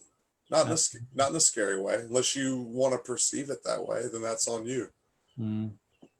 We have the choice on how we interpret things. Things just happen. This has been an excellent conversation, you guys. Thank you both for doing this, Eric, Internal Dynamics, and Dick. Dick, another thing that I've been doing before I sign off on these podcasts recently, there's a lot going on in the world. You know, usually Eric and I would be in person doing this video chatting with you, but you know, because of coronavirus land and COVID and 6 feet and all that, everybody's on lockdown and stuff. I mean, we're coming out of it, but we're living in strange times with that and racial tensions in my country. I know that you guys have been having demonstrations there as well. Mm-hmm. So putting all the themes of this isn't to the psychedelic community. This is to everybody. If you were on TV right now and could speak to everybody in the world, if you could give your message to every person in the world right now, what would you say? Oh my gosh, that is a question, Scott. Oh my gosh. You're in the Rose Garden at the White House. You're in the Buckingham Palace. I would say, people, there's going to be a massive change of direction. We are going to begin to regulate and provide ayahuasca retreats across the land. We are going to create a wholesale psychedelic industry that's going to heal all you mofos. Yeah, you know, something along that. I mean, you know, it's tongue in cheek, but there's some serious sincerity to it. Look, you know, there's so much healing to be had from psychedelics, and we can see with as you've alluded to, you know, with the lockdown and the racial tensions, humanity does need healing. You know, I mean, I don't want to say that aside, but there's other things such as materialism and greed. I mean, that's really one that sticks in my craw. You know, how can a society deal with greed and greedy individuals? Because, you know, everybody always wants more. You want what your neighbor's got. Well, that makes you greedy. You know, I don't want to be the kind of person like, you know, I want what you've got, because then I become greedy. So how do you change that? And I think the only way we can do it is through psychedelics. You know, again, it's not for everybody, but I don't know. I think it can really impose some really profound change. And I think, you know, some people operate on maybe too much fear and too much greed. And you know, it maybe doesn't make them good individuals. So if we can change those kinds of mindsets and have that kind of same energy, but towards some positive promotion of the best that's in humanity, then let's have it. Let's wheel it out. Dude, that was beautifully said, Dick. I like how you started it off with some humor, but there was very much questions. Oh, you're asking some tough questions, dude. I mean, these are the types of talks that I have with my friends, man. Yeah. This is just what we do. So what you're saying is, if I elect Dick Kahn as supreme ruler of the world, you're promising ayahuasca and the water supply? I am saying ayahuasca retreats across the lands. We're gonna wheel them out. We're gonna have the works. You got my vote. Yeah. Thank you, man. You got my vote as well. Guys, be sure to follow Internal Dynamics on Facebook. That's Eric's. Eric is a DJ, a wonderful DJ. We're making some pretty terrific beats and sounds here lately. His beeps and boops, we love them. You're also on YouTube, right? Internal Dynamics? Not really. SoundCloud. Okay. Look, I'm on it. All right, SoundCloud. Yeah. Post more of your links on your Facebook page and stuff too, because I want to see that. Eric's really good at what he does, Dick. And Dick, you're amazing at what you do too. You discredit yourself a lot in this book and other interviews about you're not creative enough to. You're a very smart individual, and you've done an amazing job with this book. Everybody, D.M.T. My Occult Mind Light by Dick Kahn. And then what's the second book called, Dick? That is D.M.T. and My Occult Mind #2. And there it is. And the next one in the series, should it get done, and I'm intent that it will get done, will be D.M.T. and My Occult Mind 3. And that will be the final in that series. What's the story behind the art there on the cover? So I don't know if you know, but the classic DMT machine was a miniature pipe fashioned from a spirits bottle, a miniature spirits bottle. And the art on there is what I use throughout my research. It's the classic DMT machine. It's a small glass bottle pipe fashioned from a drink bottle used to smoke DMT. So, yeah, I used it throughout my research. So I thought it's only right that I embolden it on the cover of DMT and My Occult Mind 2. No, I love it. You're getting back to the roots of everything. Yeah, thank you. Also, tell everybody how they can find you on social media. Yeah, sure. So I'm on Instagram as DMT Researcher. I'm on Twitter as DMT_researcher, and I'm on Facebook as DMT.researcher. So it's all DMT Researcher. Okay, so guys, check out DMT Researcher. Buy this book, DMT and My Occult Mind Light and DMT and My Occult Mind 2. Give them rave reviews, okay? And then make sure you follow Dick and Eric on all forms of social media. You can subscribe to me as well and all that jazz. But you guys, thank you so much for doing this and for blessing all of us with your infinite amount of knowledge. Thank you very much. And excellent line of questioning from both you, Scott and Eric. Brilliant. Fantastic. Thank you. Thank you, Dick.